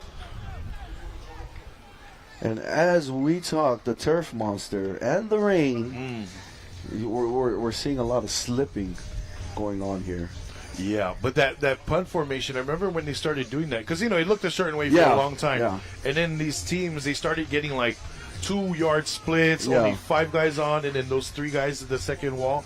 And a big part of that is they snap it at 15 yards. Yeah. Like the punters, like 14 Absolutely. to 15 yards behind. So you can give up that wide of a gap because the defenders have a longer distance to travel. Your second layer, actually, they can actually identify who is coming, like being released, right? Yeah. And then they can pick them off, giving the punter more time to get his kickoff. It's great to see these little changes coming to the game here on Island. All right, 7 in the box here for the Leone defense. We got 5-2 Bear going back to the old school. Oh. One high. Yeah. Well, it looks like we talked about the numbers in the box, right? Yeah. And this is why the Bear is out. There you go. Big 59. We don't have a name for you. But, man. 5'9" showed up. Yeah. He's showing up. Now, what's the disadvantage to the Bear, Coach? Oh, you did pass the outside. Yeah. Now we're looking at slants. One-on-ones. Yeah. One-on-ones. Whatever we can do to shake the corners. And this is a big advantage to Solomon Apese. So my gosh. let's see how long the Lions keep the Bear. Because, the Bear is a difficult defense to run on. Because the numbers match in the box. Now the question, and I'm sure Joey sees it. Now the question is, how is he going to set up? Here we go. Yeah. Here we go. The question is, how is he going to set up Solomon Apese? I foresee another boot. I mean, another great thing to run against the Bears. A lot of gap scheme. Yeah. Like the Vikings, they've been running power, and then you can play off your reads. We haven't seen a read from Tusi in a while, depending on how they play those ends. My prediction is it's a double move from Solomon Apese. Shoot. Out and up, or he's going to take it in and then go back out. But that poor cornerback is out there in space. Yeah. That's Joseph Ifesidi, I believe, number 16. Yeah. So he's got a lot of work. But usually those corners that you put on the island are your best athletes. So maybe there's a reason why 1-6 is out there going up against Fangai Tua's number 1 receiver. So let's see. Because the ball and where his help is way on the inside. Yeah, he's all isolated. He's playing soft coverage. Look at this formation. Joey just put everyone on the right side of the formation. Oh, let me tell you something. It's a boot. Something's coming. It's a play action. It's a play action to the right, and Tusi's gonna roll out. Yeah. Solomon Apese is gonna hit the double move and go deep. Something's coming. Yes. Look at all that real estate. 7 cut. He's lined up on the inside. Your favorite. Here we go. Second down. Okay, play action, and there it is. They want Tusi on the comeback. Not there. Oh, the crosser. Not able to connect. I think Solomon Apese ran the wrong route because he came back bringing the defender to the drag. Yeah. So if we look right here on the replay, the drag comes across the middle. Solomon Apese curls it back, bringing that cornerback right in position to intercept it right there. Yikes. Now, if Solomon Apese takes it to a 9, that corner is gone. Underneath, open all day for the drag across. Right. I wonder if Joey is yelling at someone. You ran the wrong route. Immediately after the play, Joey looked at him and was pointing, like up the What are field. you doing? That's what the body language. But tell me we didn't call that play action. Perfect. Like everyone to the right, all that real estate on the left. Yeah. All Solomon Apese had to do was just take his corner out of the picture, But you know what? Alwyn Sorensen and making that adjustment. Remember, they were tight the play Yep, before, but they yep. called the timeout. And he was like, no, okay, let's play it safe. So the mind game's going on. What's going on? Oh, we got another timeout? Or was it delay? Delay Delay of of game. Delay of game. But this is the part of the game that I really love, like you know, Yeah. the game within the game, like they say. It's like, oh, they're one of okay. Give him some cushion. Hey, great coverage by number 1-6, you know? Yeah, Ifacidi. Oh, now we got trips to the left. Flood. Roll it that way. Flood. Intermediate. 7. First down. That 7 is there. Oh, yes, sir.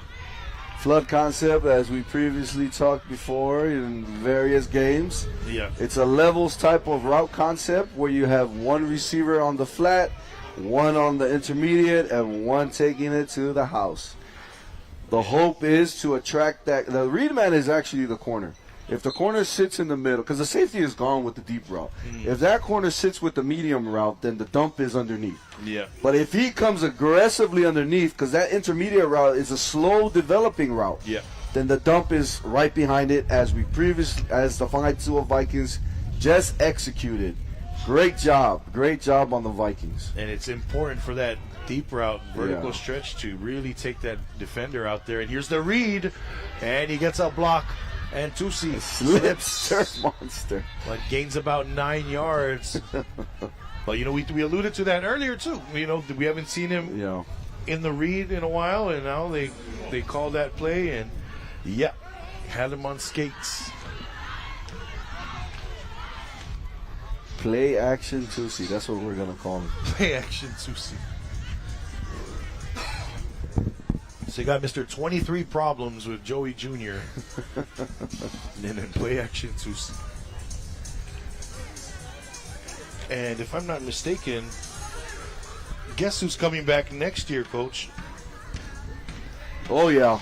Oh yeah. Joey Jr. Joey Jr. Kid is a great kid too. All right.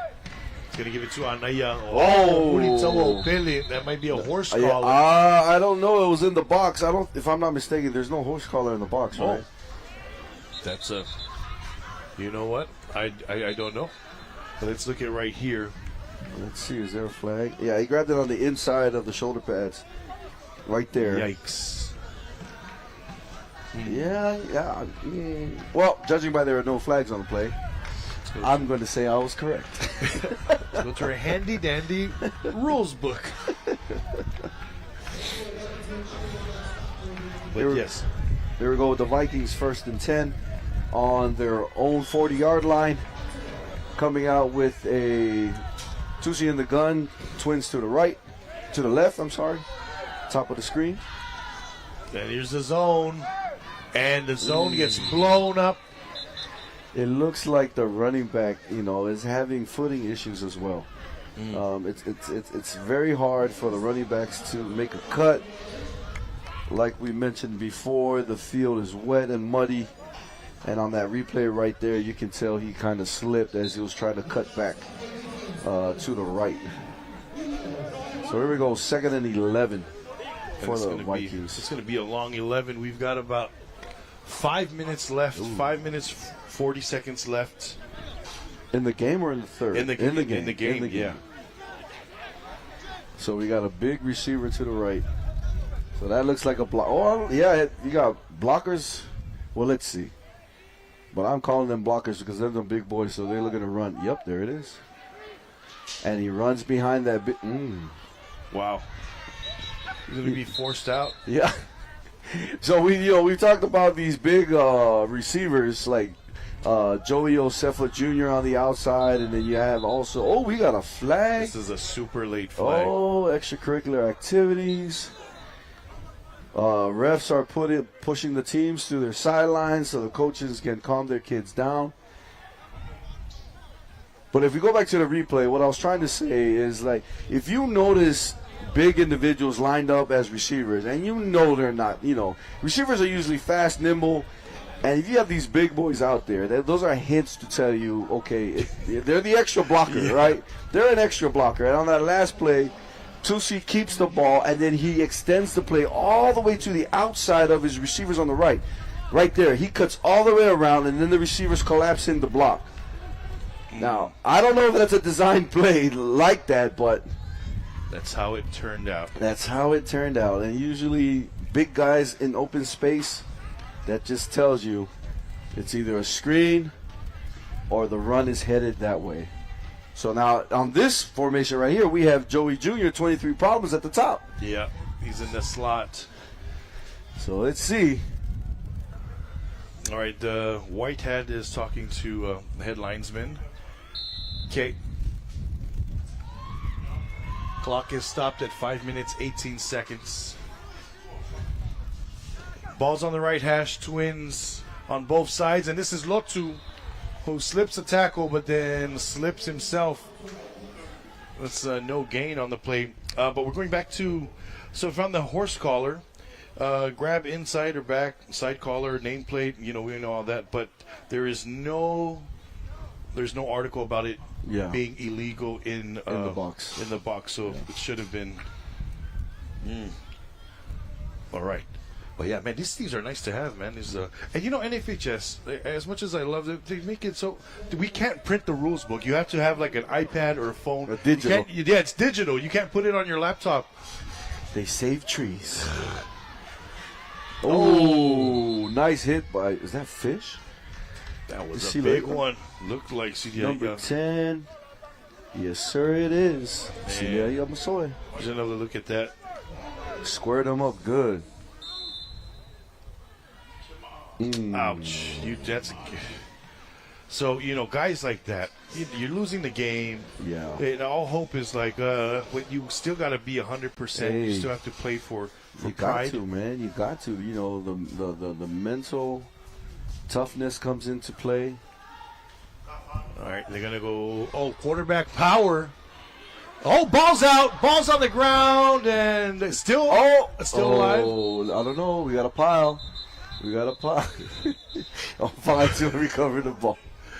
All right, Albert Tupule going to get there and save the day. So going back to mental toughness that we were previously talking about, with a 3-possession game, it's safe to and like less than 3 minutes left on the clock. It's safe to say that the favorite it's in Fang'aitua's hands, and Fang'aitua has the ball. It's very important as an individual player on the opposite side of the ball. It's all about still trying to keep yourself motivated to do your job. Yes. And then at the same time, you're trying to motivate your teammates. We still got to make a play. We still got to defend the goal. And it's easier said than done, because right now a lot of them are like, get me out of the game, coach. Pese on a quick one. Spins out of a tackle. Gets away Spins from out another. another one. Pese at the 5 in the end zone. Touchdown. Fang'aitua Vikings. Touchdown, Fang'aitua Vikings. Solomona Pese. Slips past 3 tacklers. Yikes. Would-be tacklers. Would-be tacklers. Yeah, great play by Solomon Lapese. And this is just all him. It's just a screen. I mean, it's just your bubble to the outside. It's a call. Now. And here. 1.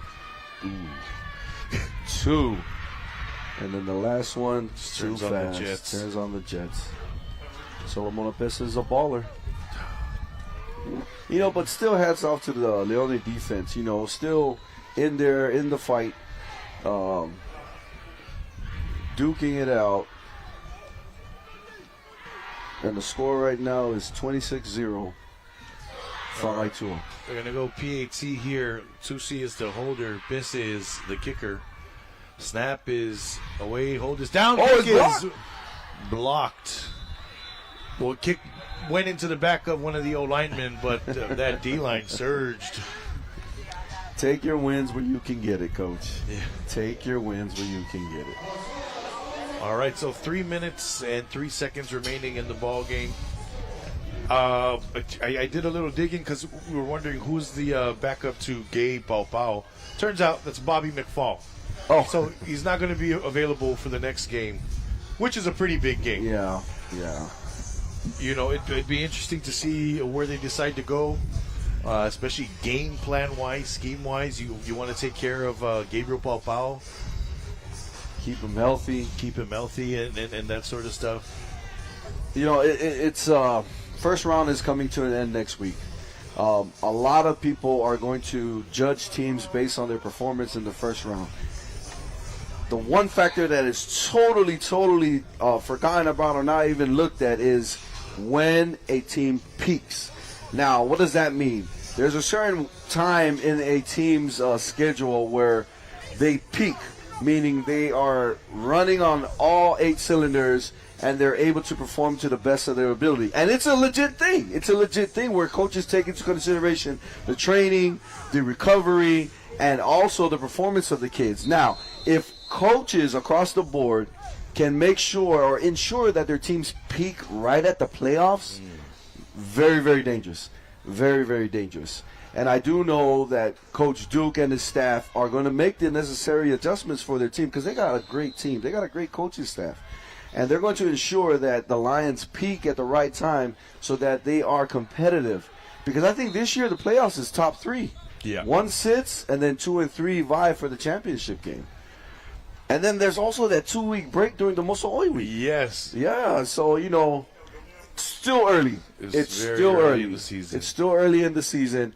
And, and we've seen Leone do this in the past couple of years where they have close games, but then they peak just before the playoffs, and they always make it to the ship, you know? And so this is like great coaching staff on the Leone side, and they know what they're doing. They know what adjustments they need to make. And like we said before, ladies and gentlemen, this is just the beginning of the first round. I mean, this is the beginning of our season. 2 playoffs ago, the Lions faced off against Samoana. And I tell you what, the Lions were shut out in the first half. Came back, second half, won the game. Yeah. And, we saw that again last year. So, just to extend to your point, yeah, dude, that is definitely a real thing as Atofalu is going to get asked to leave the field of play. Mouthpiece equipment infraction. You also hear other, when they watch the NFL shows, they get hot at the right time. Yeah. They get hot at the right time, right? In December, January. Because if you don't, right after that peak, there's the drop. Yeah, there's a it's crash. the drop off. And if you peak too early, oh man, I tell you, that drop off is crazy. Hey, but hats off to the coaches out there, coaching staff on both sides of the ball. Great job today. Appreciate, shout out to them for what they do, because we all know this is a voluntary profession here on the island. We do get our little stipends to pay for our gas, but shout out to the coaches. Malo lava, malole usai, malole alofa ifanga urtato atunu etusai malau totau tua matavela. And the thing about it is those stipends, they cover September, October, November. But the coaches, it's January to December. Yes, sir. So. And it's surprising it happens to come usually just before Christmas. Hey, man. So we really don't get it. Yeah. It goes right to the wife and the kids. Oh, man. Gotta love it here. But Maro Lava. Oscar Harmon in the backfield. Yeah, 1st and 15. Another wide zone option there. Oh, beautiful. Great block. As Harmon gets down the field, Fumble. ball comes out. Ooh. Oh, close. He kept it. Yeah. But we're going to look at that. So we're going back to the wide zone option. This time the ends crash inside, and then the puller is able to block for Oscar Harmon. Let's check that out right here. Yeah. So let the end go, and then give it to Harmon. But if you notice, a lot of that D-line got some clean jerseys. Oh, yeah, they're coming in. So I know. it's a rotation on the defensive side of the ball, resting key players. Because personnel management. Personnel management. Yeah. I was going to get to that after this play. Now we go option the other way. Quarterback keeps it. Oh, wow. All right, so we got personnel management. Big play here from the quarterback. He's in Viking territory. So you look at teams like the Vikings, teams like Samoana, as we check this replay out, with solidified two-way players at like a lot of positions. How long do you think they can keep this going? And then behind that, I have Tafuna, who doesn't necessarily have two-way, but they're thin. Yeah. So, how long before the Warriors need to go two-way, and how long can these two-way teams sustain this? Oh man, it's very challenging. For example, I mean, for the past 2 games, we lost our starting quarterback due to a concussion. So he was in the concussion protocol last week. So now you bring one of your receivers to play quarterback. We're thin at receiver, and it's really the coaches need to fully understand their players, where they can play, and how to manage their reps. And then at the plate, is this it? Oh, he got it! Oscar Harmon gets in the end zone. Gets into the end zone. And that's going to be a flag. This is after the play. Harmon had some choice words, but the touchdown is good. That's just Lions frustration. on the board. Lions on the board, 6-26. Getting it out there, and but to go back to what we were talking about, it's all about you knowing your players, and the players themselves have to understand what they have to do also. The recovery process, the hydration, the nutrition, and everything, just so that they're able to play for a long time. It's not easy, Coach. It is not easy. But that's why. Oh, as we can check with the ref Oh, here. and a hit. Yeah, it was an extra hit after the touchdown. Yikes. All right, so, hey, Lions get on the board. Oscar Harmon gets his first receiving touchdown of the season. And Gerontic, automatic from the PAT. Oh, that's not good. Okay, PAT is good. Whoa. So I think that's one thing that the refs are missing on that field goal is there's contact on the center. Oh, wow. Let's check that. See if we can get that on a I don't know if we replay. can get a replay, but if I'm not mistaken, it looked like that the D tackle actually engaged the snapper. Yeah. We can go back right before the snap. Let me see. Let's see if we can identify the snapper first. So we talked about that earlier. The 15-yard automatic first down. Let me see if we can see that. So what's the rule regarding this? You can shoot the gap next to the center, or you just can't come into contact you can't with touch him. him. You can't touch him at all. Because he's in a defenseless position. Yeah, so that's the automatic 15-yarder first down. But that's for, like, field goal. This is PAT. I would know how that they would enforce it exactly like this. Okay, so that's being enforced right now, I guess. Yeah. Did you just will that into existence? No, I didn't, Coach. Look at this. Okay, we got the center. Yeah, the rusher right there comes right into him. Yeah, the he's in linebacker. contact with the center. I don't know. We have to do our homework. Maybe PAT is different from the actual field goal attempt. But I think this penalty is off of the extracurricular activities that happened during the touchdown. But,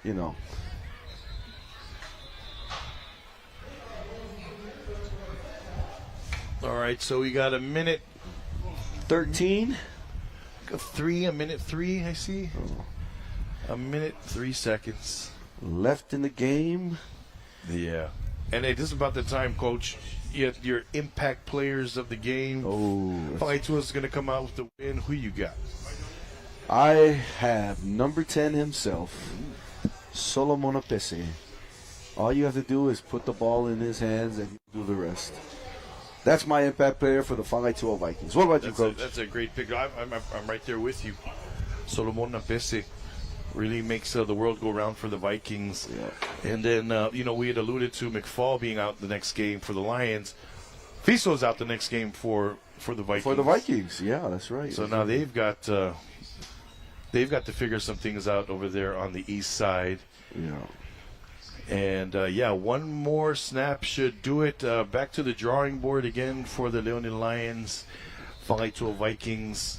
We forgot to mention an impact player for the Lions, Coach. Who's your pick? Oh, man, you know what? That's a very good question. There's so many ways we can go with this. But I'm torn between the defense and the offense, basically.